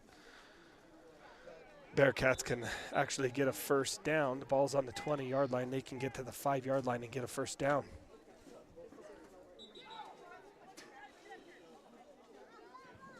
Got a change of time situation. Yeah, I think they're calling to put 25 seconds on the clock, is I think what I heard ref Greg Guzzo kind of calling out. Yep, 25.5 on the clock. It had wound down to about 16 left here in the third. Power formation. Coulter's the lone back with Will Doherty to the left. Coulter's going to take the handoff right up the middle. He is met at the line of scrimmage by the line of the Bulldogs. Number 48, Kalian Sanford, was there first. And I think Coach is just going to let this time run out on the clock. He is going to let the third quarter end with your third quarter score. Bearcats 28, the Bulldogs 20.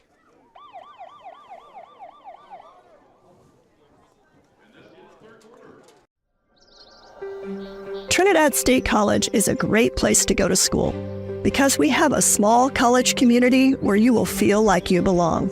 We have all the advantages of a small residential liberal arts college combined with career-focused programs like nursing, teacher education, cybersecurity, construction trades, and many more. If you choose Trinidad State, you are making a smart decision. And I know it's Green Bay, but do you want my jacket? Are you sure? Huh? What? Green Bay. All right, you got a little behind baseball there, folks, as Jeremy, being the gentleman that he is, offering his jacket to our camera crew. 1 quarter to go.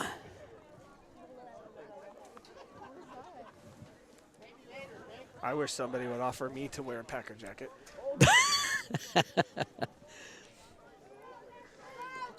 Starting the fourth quarter. Power formation. Cowboy Davis fullback. Coulter Cranston takes the handoff right up the middle. Powers his way up the middle for a gain of about 5 yards. Tackle on the play. Number 22, Jeremiah Montoya.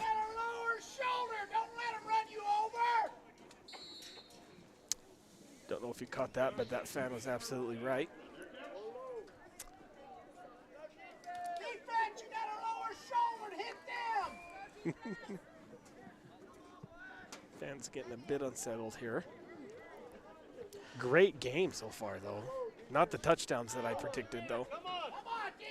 You know, I thought the momentum would carry on. It's been a real defensive stand by both squads so far here.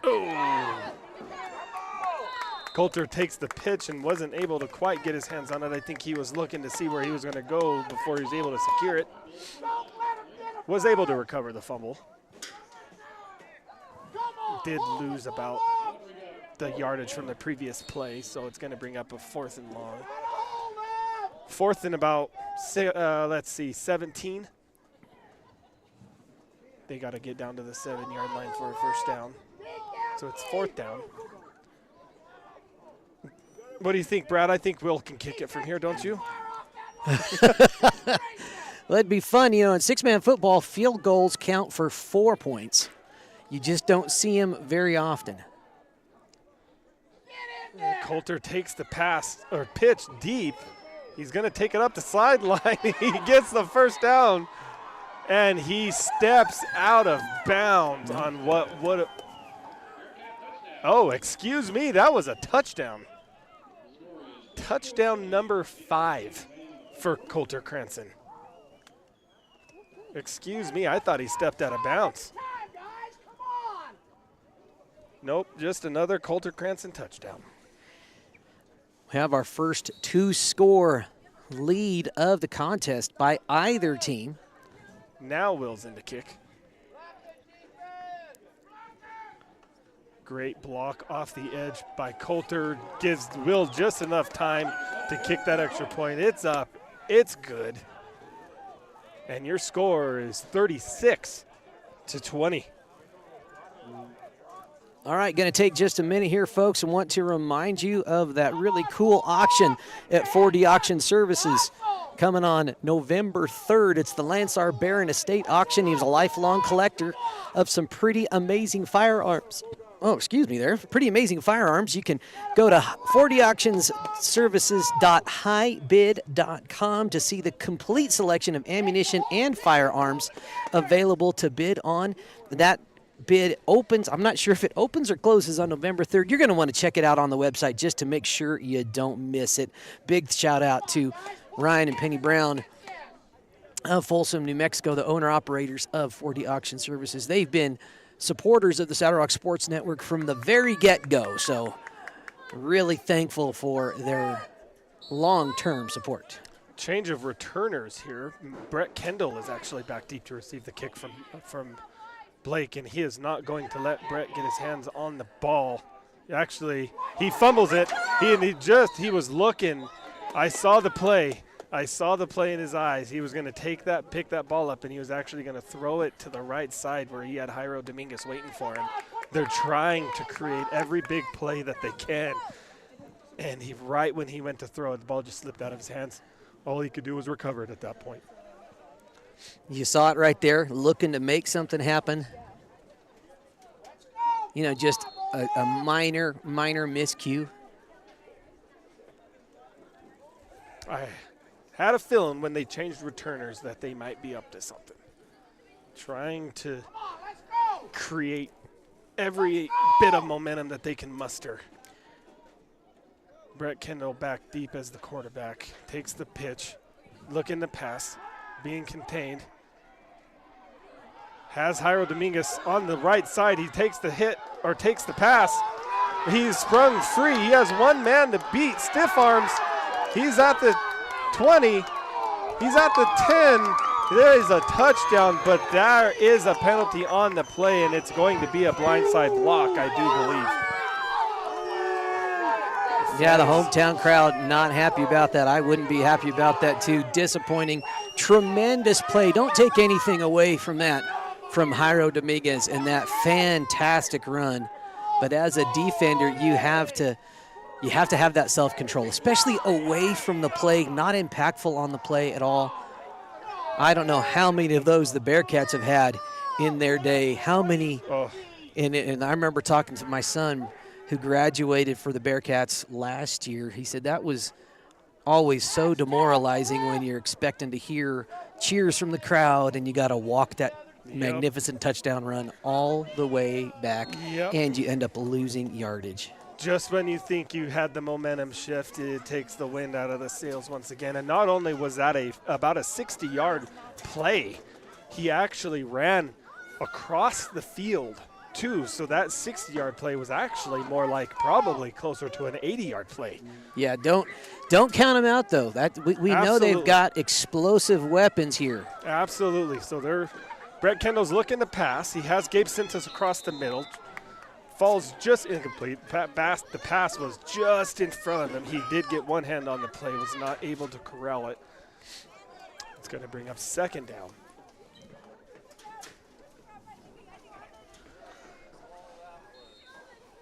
Ball is on the 9-yard line. They got to get down to the 20 or the 30 for a first down.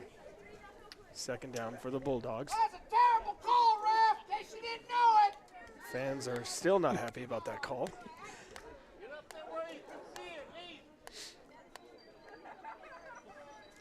Hey, Brad, I wonder if these if refs know how the fans feel. I imagine as ref, you just got to learn to tune that out. Brett's looking to pass. He's got a man. He's got a man. He has LaPlatte deep, and he catches it.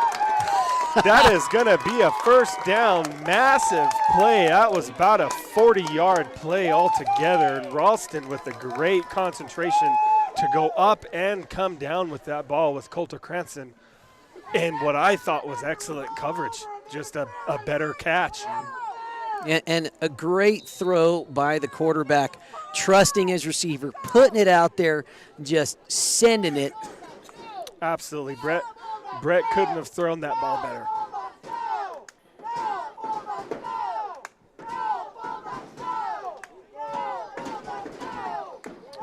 As Matthew Pachorik on the right side lined up. He is back as quarterback.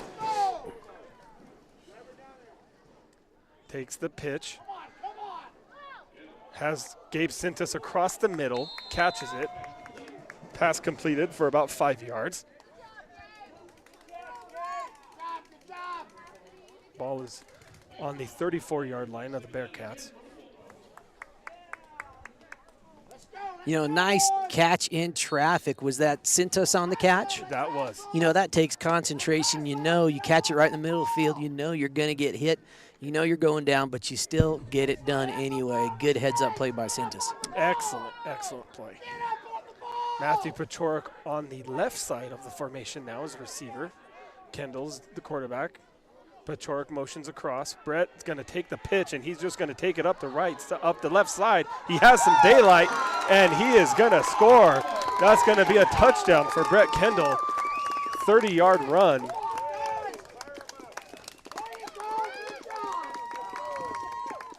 Excellent run. Had great blockers out in front.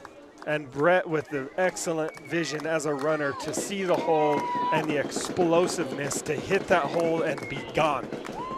You know, I like the maturity of that team. They could have taken that big penalty. They could have hung their buckets.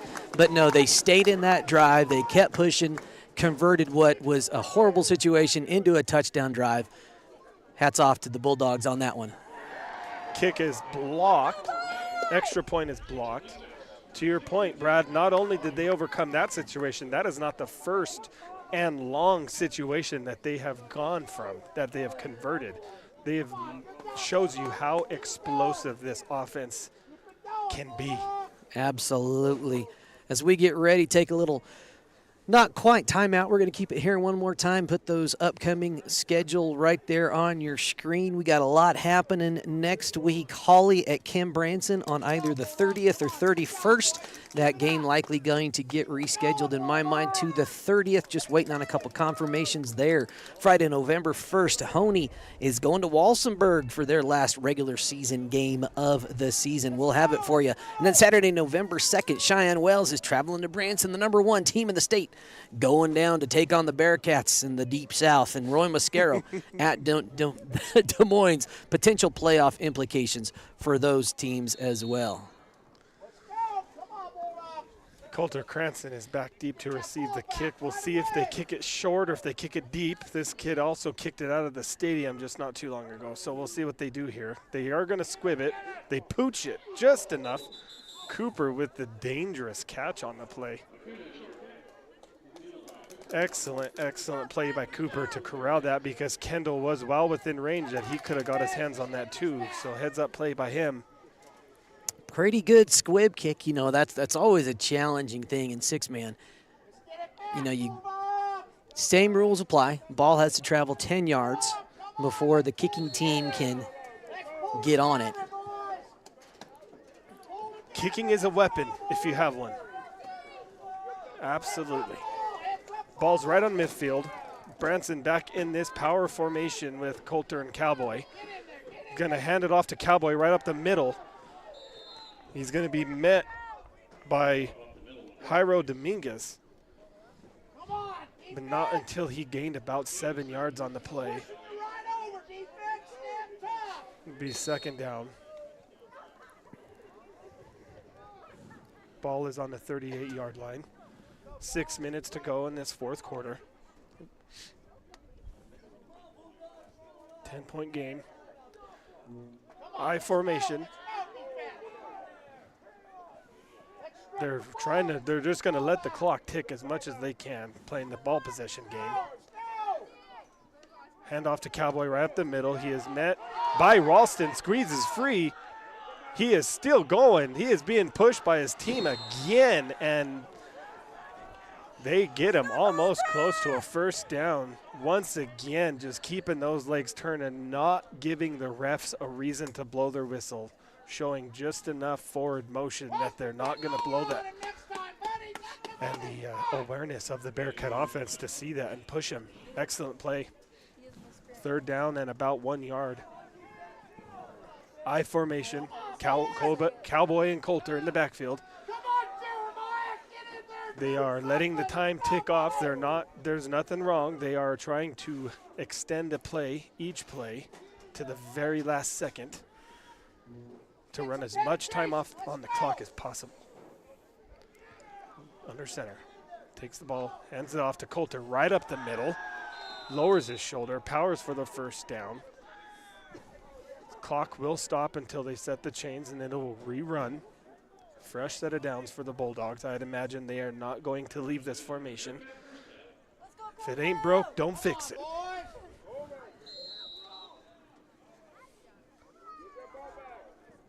Will Doherty is in the backfield now, giving Coulter a break. Cowboy is still the fullback.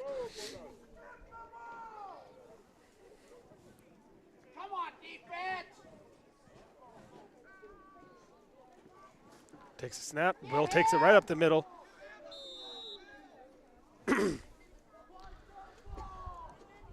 Kaylee Sanford with the tackle on Will. Gained about 3 yards on the play. Ball security at this point has to be the utmost importance right now. 2 hands on the ball.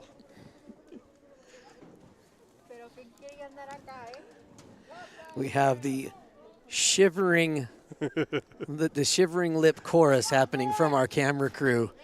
Maybe it's good that we don't have microphones on them today. Man, I appreciate these 2 young ladies really sticking it out here.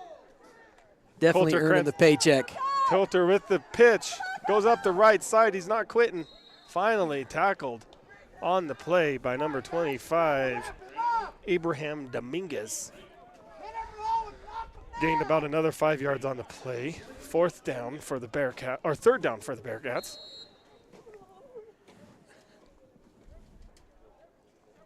Three minutes and 20 seconds. You know, with a 10-point lead, it's still a 2-score game. So I can see why Coach Cranston is doing this. Even if you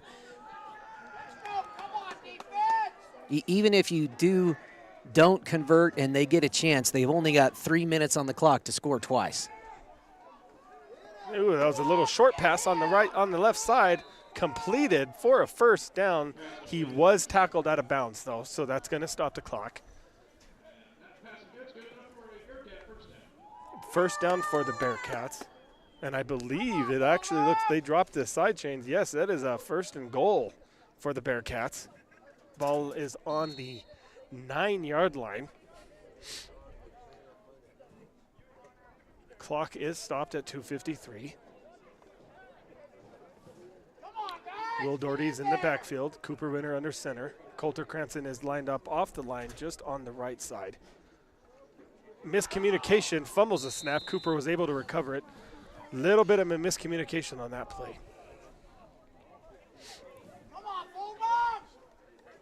The only positive on that play is that the clock is still running.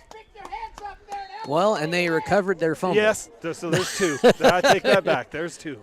2.5 minutes to go. This is clock management. At some point in time, Primero's going to want to start using timeouts. But that's going to be down around the 1.5 minutes, under the 2-minute mark, would be my guess. I'd imagine they are trying to do everything they can to get off the field on defense at this point. Coulter takes the pitch on the right side, switches to the left, has a lot of space on the left side. Only Jairo Dominguez is over there. There is a penalty on the play. Jairo Dominguez with the tackle on Coulter at about the 3-yard line, but there is a penalty. I would expect a hold on the Bearcats. And you are correct. Holding on the Bearcats.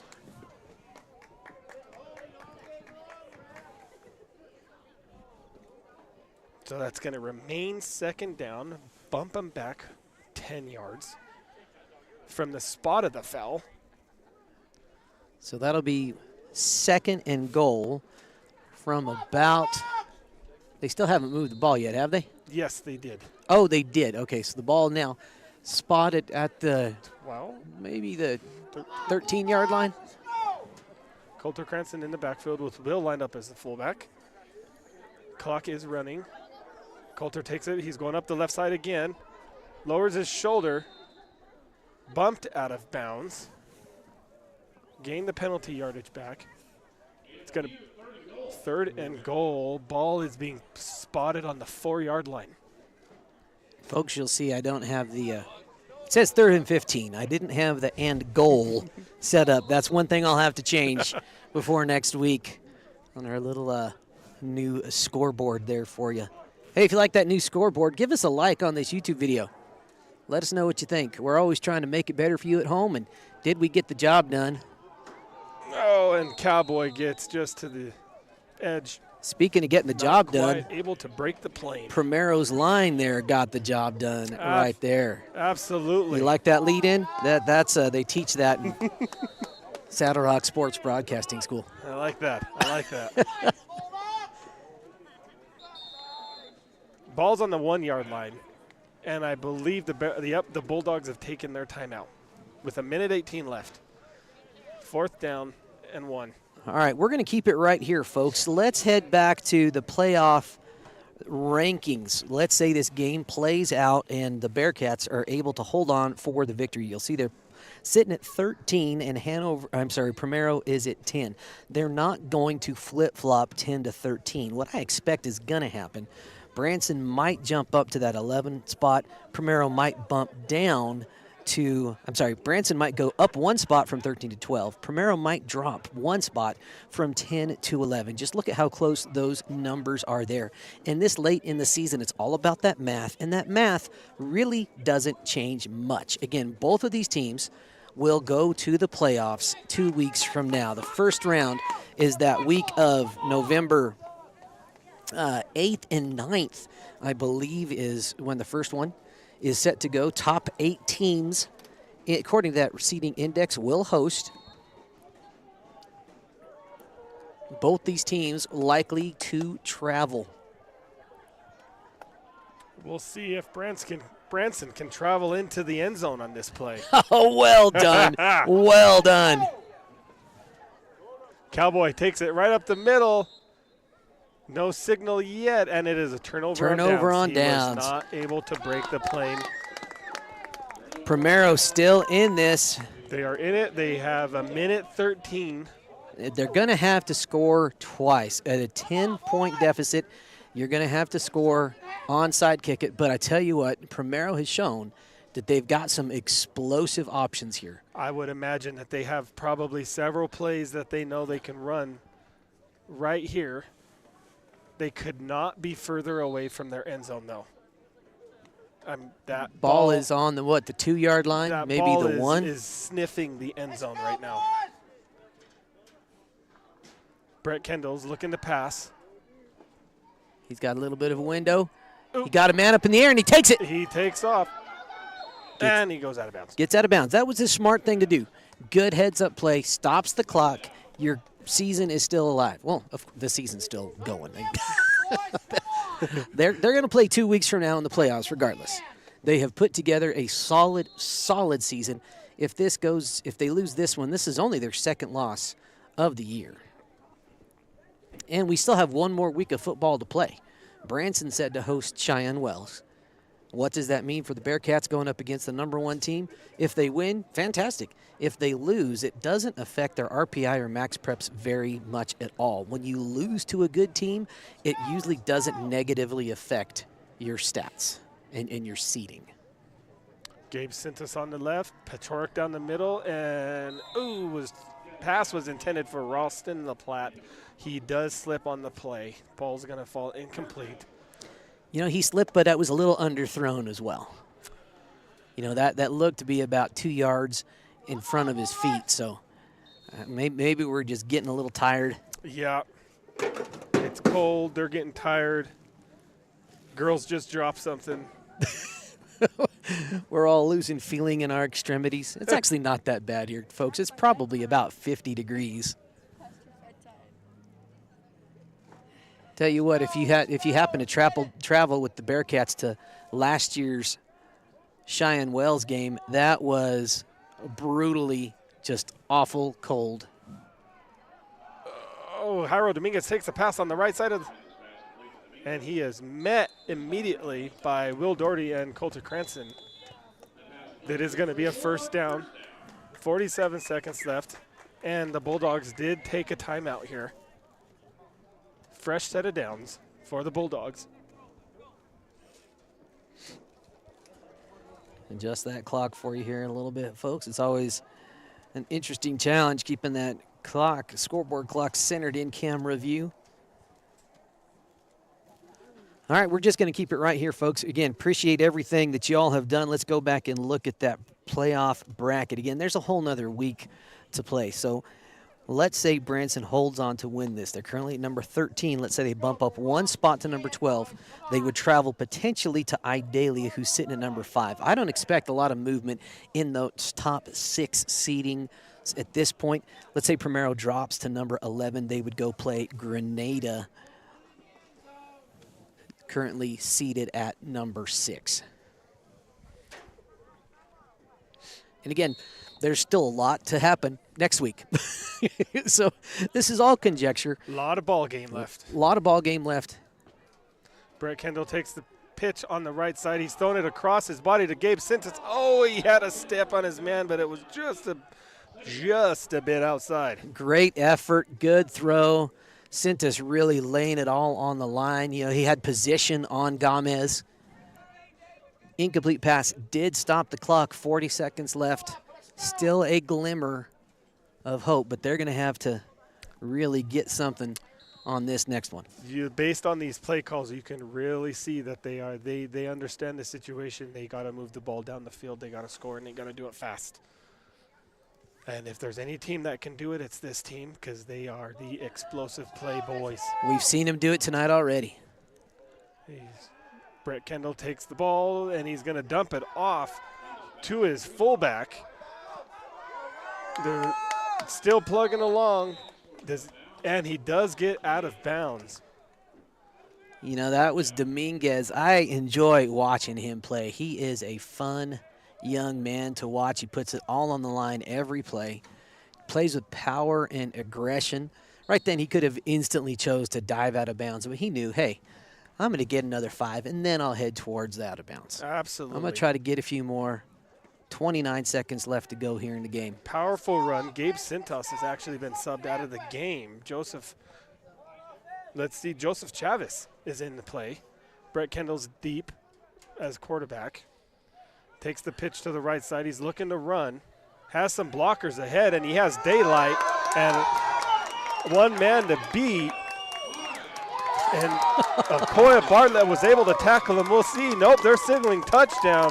He did get in the end zone in that one. You know, fantastic play by the young man. 20 seconds to go. You know they're going to have to try the onside kick. Absolutely. And like we were just talking, if there's anybody that can do explosive plays, it's this team, and they prove it right there. Just when you think that they might have had them. Excellent play call. They probably all assumed they needed the big plays. They were going to look to pass. Don't really think about running it in that situation. Excellent, excellent play call by Primero. Kick is up. No signal yet.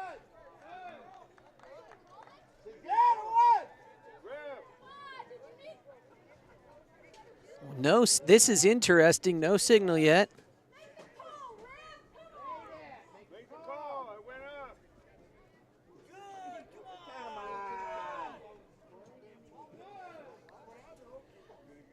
This is very strange. I never quite seen one like this before, folks. They are not making a signal either way. I guess no signal means no 2 points. Well, it's still a one touch. They still got to get down to a touchdown. They've got to kick the. This game isn't over, Jeremy. This game isn't over. 19 seconds left.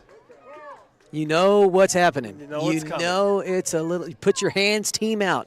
If you are a 11-man team, get the hands team out there. Absolutely. I'd imagine if coach has any timeouts left, he's going to see the formation and then call a timeout. And we just got signal from the ref that that extra point was no good.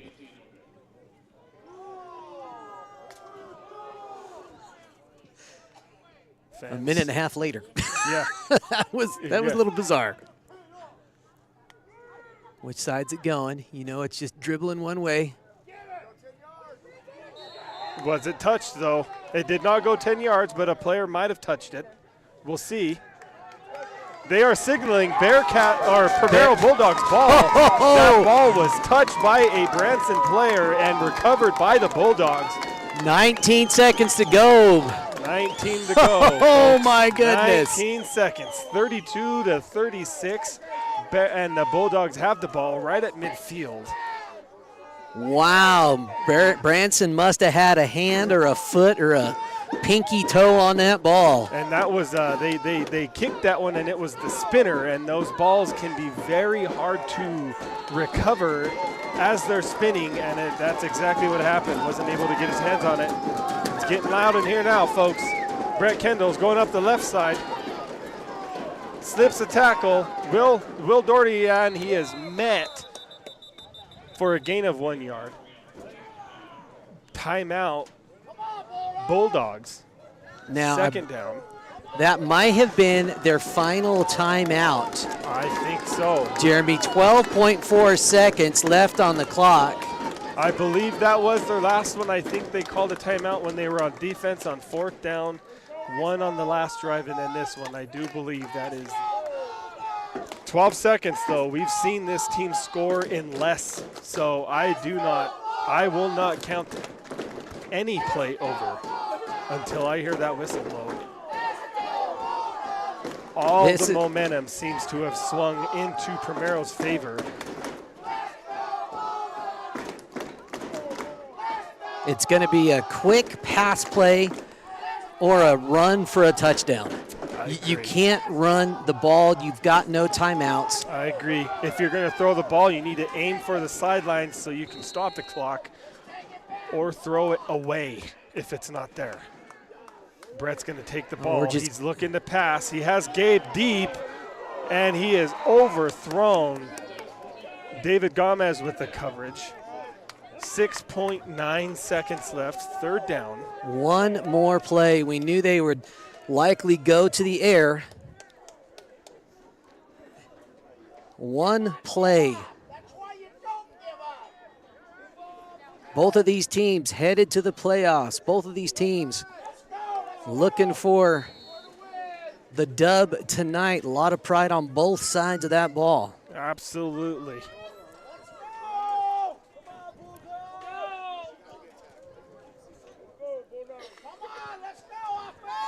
Coach Winter's probably preaching to them, don't let him get past you deep. Keep your eyes on Brett. Those two things are extremely hard to do. Brett Kendall takes the pitch. He's throwing it deep. He has a man, and it falls incomplete with no time on the clock. But pass was intended for Matthew Pachorik. Ball was just underthrown. Tell you what, that was a fantastic game by both teams. That, I know it's a disappointing thing. It's always tough to lose a close one, but the Primero Bulldogs played a fantastic game. They should hold their heads high, go into the playoffs. This is the best season that the Bulldogs have put together in recent history. They are sitting in the driver's seat as they head to playoffs in 2 weeks. So this is going to be a whole lot of fun for both squads. Tell you what, it started out as a slobber knocker. It's kind of slowed down in the third quarter, and then the fourth quarter got exciting again. Oh, and absolutely. man, it did not fail to deliver. The Bearcats with a nail biter almost win in Sierra Grande, dropped that one. They were able to come in here into the higher ranked team, come away with the last play that was down to one play. Great stuff by all of the teams out there. Nothing really to say. I'm not going to pick a player of the game because that was just fantastic. Great performances on both sides of the ball. Any final thoughts there, Jeremy? No, just we got they gave us everything. You know, this was an excellent play, or excellent game, called on both sides by both coaching staffs. Players executed to the best. They left it all on the field. A few of these players, you could see them. They're going to be a little sore tomorrow. They definitely left everything out there. They should not absolutely hang their heads. You can walk away from this game with your head held high. I was very, very impressed by both sides of the ball, and quite frankly, I wish I could have a whole nother game of this. The girls may not like it because they'd freeze, but I'd watch this game again. It was a lot of fun. I might not watch it tonight, but I would watch it tomorrow. And you can on the Saddle Rock Sports Network. That's why we do what we do and put everything on YouTube. Again, we appreciate all of you at home that tuned in, all of you listening in on the road, all of you that might be watching this later on. Great job by both squads. We're looking forward to seeing what both of them do next week and into the six-man playoffs. On behalf of Jackie and Gabby Rios, Jeremy Lucero, my name is Brad Doherty. Thank you for watching here on the Saddle Rock Sports Network, and we